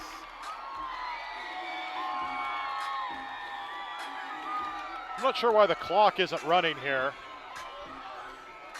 Maybe the referees are having a powwow down there of some sort, but maybe it's because of the differential is now outside the running clock threshold. Yeah. So taking a look at our scores from the Max Prep scoreboard, Antelope and Roseville are still tied at 14. Wood Creek is leading Lincoln 53-6, and Inderkum will take on Yuba City tomorrow. That'll be an interesting one if NFHS are cohorts in crime, I guess. Yeah. And if you have a subscription to them, that one might be live streamed. I'm not sure. I'll have to check that out, but that would be a good chance to get a look at Inderkum. Of course, Bella Vista will be at Inderkum in a couple of weeks. Antelope next week and Inderkum the week after. Yeah, I think this is what Coach Gray's arguing with the head official, is that the clock should still be running, and I think the officials are saying, well, now the point differential is such that it's not going to run. Yeah, it's 29 points now. Well, now we are running it. Okay. Okay, now I guess he won the argument. Here's the onside kick. Bella Vista recovers this time. Well, one surefire way to do that is put one of your best receivers, Damian Rickett, up to catch the ball and just That's fall right. to the ground. That is correct, and that's exactly what they did. This one was a little bit of a different approach to the onside kick, yes. too. And Bella Vista was expecting it. Right. But that one, River Valley really just didn't give their team a chance on that one. The other one was actually perfectly executed. So Bella Vista is going to call a timeout, and I think you do stop the clock here. So on timeouts, you'll stop the clock. I think one of the challenges here is that because I see Riley Dick going in under center now, so with changing in personnel, people don't know now exactly what they're doing, and so you suddenly have too many people in the huddle, which is a penalty, obviously. So I think Coach Gray said, let's just have a timeout here, get the right personnel in the huddle, and then let's drive this out to completion these final 3 minutes.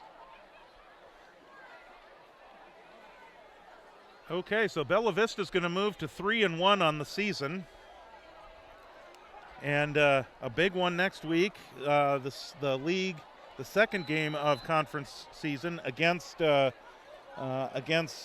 Antelope. Keeping an eye on that score as well. Very intrigued. So the Broncos will bring the ball up to across midfield and to the 45-yard line. That's Riley Dick was on the carry there for Bella Vista. That's a pickup on the play of 8 yards, and will bring up a 2nd down and 2. Yeah, let him run with it. See what he can do. I mean, why not? That's a play we've seen Aaron Moore run tonight, so see what your second in command can do. And obviously there's the matter of you've got your backup quarterback in the game. You don't want to run up the score, obviously, but you want to get him some valuable playing time here. Correct. And so they are going to have him throw. No, I think that was designed run all the way, and he's going to be dropped back at the 50-yard line. So that's a loss of 5 for Riley Dick. And the clock is now under 2 minutes to go, which I guess is the closest thing to a 2-minute warning you'll get in high school football. Correct. Well, I think I see Coach Gray down here telling Riley, hey, you got to run up the field with that. And again, this is just, they need this experience. Yes. Well, Riley Dick is a junior. Aaron Moore is a senior. So Riley Dick is poised to take over the reins next season. Correct. And he's fulfilling the role that Aaron Moore fulfilled last year. It's a hard job because you want to be out on the field, but you got to be a good team player, and then you get your shot. And again, you just have to know your place. So here is a handoff for Bella Vista, and that I think that was Mark Newton. Looks like it is Mark Newton, first carry of the game. That's going to be no gain. So you can bring up a 4th down. River Valley's going to call timeout. Yep. Broncos are going to punt for the first time tonight. For the first time since the Hiram Johnson game, if they punted then. I did, obviously that's a road game, so we weren't on. But I was there, but that feels like forever ago at this point. Yeah, they had to bring some of their starting personnel back in for punt for the first time in at least 3 weeks. That we can confirm. And it's Ryan Warner that does the job on the punting.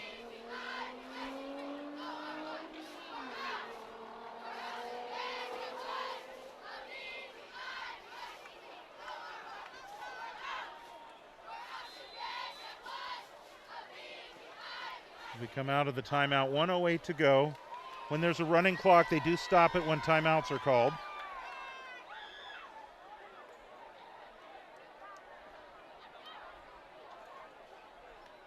And we'll pick it up on the snap. A high snap and a low driving kick from Warner that is going to bounce. Going to get a nice roll out of that. So that's going to roll down to the 18-yard line. The line of scrimmage was the 49 of Bella Vista. So that's still a 32-yard punt, despite the circumstances. Yep.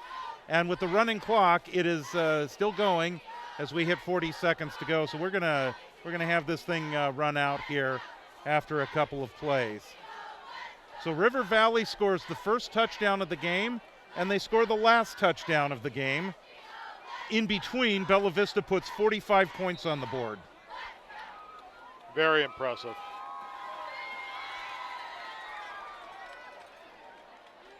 Here's McPeak. He can run with it all he wants, and he's going to try and run it out of bounds. The clock is going to continue to run, although they did stop it.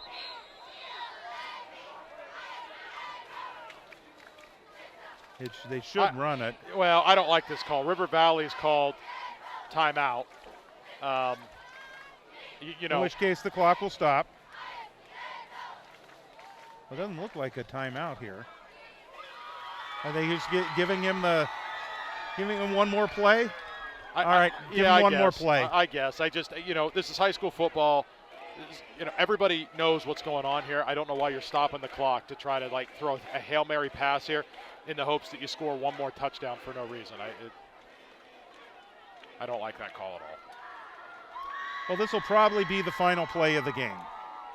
Let's see if McPeak goes deep. Now he's going to go over the middle, and that's going to go to nobody. 5.8. They're stopping the clock. I don't know if maybe. Well, they're signaling here it should be running. The clock should be running. And yes. They're going to wind it. So that is going to be the final play of the game. The clock is going to run out. The siren sounds, and a very successful homecoming game night for the Bella Vista Broncos, and the first time in a long time that they've won on homecoming.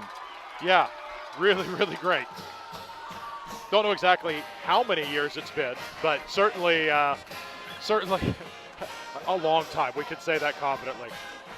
So the Broncos impressive in all facets of the game tonight. Obviously the difficulty with the onside kick to start the game, and they give up the touchdown, but then they rattle off 45 straight before River Valley closes it out. Offense looked really good tonight. Running game looked good. Aaron Mora looked good. And again, no penalties. Well, there were some, but not a lot. Well, when your head coach gets a penalty to start Yes. the game, that's, I was really impressed with what I saw tonight. It was a full game from start to finish. I know they gave up a touchdown late. That was with a lot of the second string defense in. It's going to, it's to be expected. Like we said, it gives them reps, helps them out. But overall, very, very impressed. They moved the ball for second consecutive week. They moved the ball well against Hiram Johnson, but not as well as they did with Ponderosa, and they continued that tonight. I really like, Carson Newman. There was high hopes on Carson Newman, and then Right. Carson Newman was out, and they've adjusted. Mm-hmm. They found Logan Farron. They found Nolan Bernard. They found Matthew Bunny a little bit. They're mixing Damian Rickett in. This is a good Bella Vista football team. Well, and that's what you want to do with that running game is you don't Carson Newman was Carson Newman, but in trying to replace him, keep the defense guessing. And you've got that really good 1-2 punch with Bernhard and Farron coming out of the backfield. And then, you can mix in Matthew Bunny. You can run the jet sweep with Damian Rickert. or have him take a snap from under center and run the ball. I mean, that works too. Yeah, I would say up to this point in the season, this has been certainly the easier part of the season. The road now for the Broncos gets much more challenging. We're in league play, and so a lot of effort's got to be put into practice, a lot of discipline, things that we're seeing improvements on. No turnovers tonight, minimal penalties. Got to clean the penalties up even more, and got to keep holding on to the ball and forcing turnovers where we can. Well, and you mentioned the one on Coach Gray to start the game. I think that's more of a case of standing up for his players. Yeah, because he's going to be the first one to get on somebody for a dumb penalty. I don't necessarily think that's a dumb penalty if it didn't make sense. Well, sometimes in Major League Baseball, you'll see a manager come out and get tossed from the game to kind of fire his team up. Yes. To me, that's what I saw was like, no, hold on a minute. We're not going to do this. He took the penalty. It worked out fine. Right, and it certainly did. I would be very curious to find out what really happened on that, because what we witnessed was no definitive call, no definitive reaction from River Valley. By all indications of what we saw on the field, it looked like Bella Vista had recovered that onside kick. I'm have to replay that tonight several times in my head. Go back and watch it on the broadcast. Yeah, go back and watch the replay, and I'm definitely going to do that. Yeah, so go take a look at it. That's right. Okay, so homecoming, win on homecoming night. So I think that there's going to be a really, really good mood at the dance tomorrow night. It makes for a nicer dance when you get a win, and I hope they enjoy it. They deserve it. And sometimes people say, everything's earned. It is.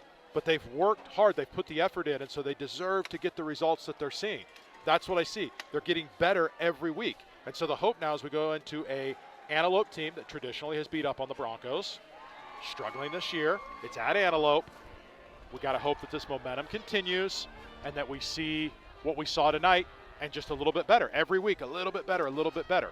And that's really, I think what we want. Yeah. Let's go ahead and take a look at some of the final numbers. Scarlett Thompson is our statistician. She did a great job, and in fact, she pulled double duty at the end. That's right. Running the camera for us. So it looks like Nolan Bernhard finishes with 69 yards on 8 carries. Aaron Mora threw for 113 yards tonight. And Damian Rickett, 54 yards on the ground tonight. His streak of 2-point conversions was snapped because they kicked extra points after every touchdown. That's right. But the new star of the game, and I won't say he's the star because there were lots of stars tonight, but let's give special teams kudos to Julian Maldonado Cornejo and his 38-yard field goal. That was true. That was good. And clearly he's got some experience sending those deep balls into the penalty area for the soccer team. Well, and here's what you don't know. Did they really need that field goal tonight based on the final score? No, they didn't. But they're going to play teams that are tougher than this River Valley team. That field goal might be the difference between a win and a loss. So, again, just like we talked about having second string out at the end of the game to gain the experience, having your kicker out on the field and having that opportunity, that could pay dividends for the Broncos later this season. You bet. So just wanted to see if check the updates here. So far, Max Preps on their live scoreboard is still showing a fourth quarter score between Roseville and Antelope at 14-all. So Roseville got a fourth quarter touchdown to tie it up. And so you mentioned that Antelope is looking for its first win of the year. Roseville's making it tough. And Antelope is next week for Bella Vista on the road, followed by Inderkum.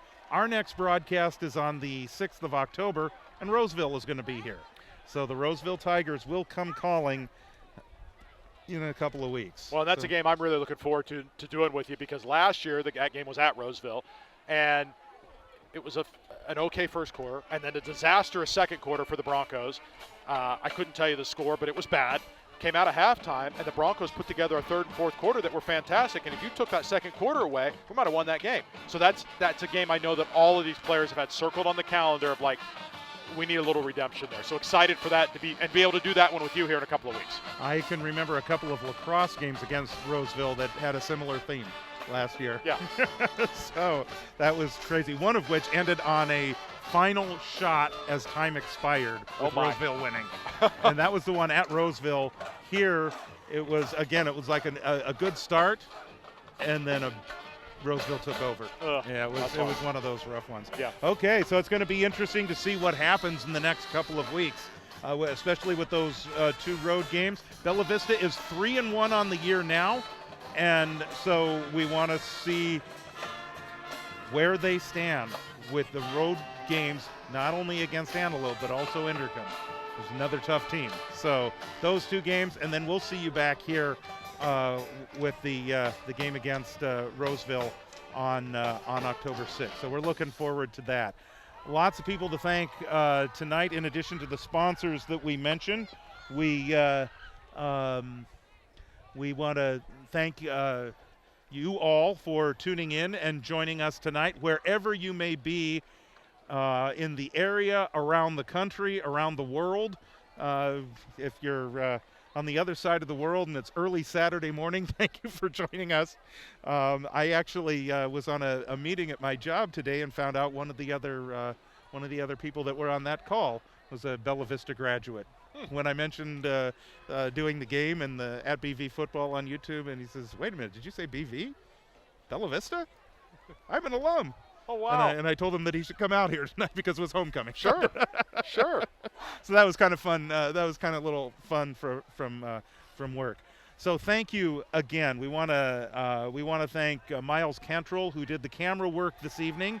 We want to thank my wife, Julie Tharlson, who is our normal camera operator, but under the weather this evening and gave it a go, but she's back home tonight doing okay. So, and then Scarlett Thompson did our statistics, a nice job in calculating all the numbers for us, and then also taking over the camera at the end of the game as well, while keeping the stats. Yeah. That was very impressive. So I don't know that I could have done that. I don't think I could have either, no. Once again, the final score tonight, Bella Vista 45 and River Valley 16. We'll talk to you again in 3 weeks when we take on, Bella Vista takes on Roseville, and certainly best of luck to the Broncos in their 2 road games coming up at Antelope and at Inderkum. For Aaron Keogh, I'm George Tharlson. Thank you so much for joining us. Have a great night.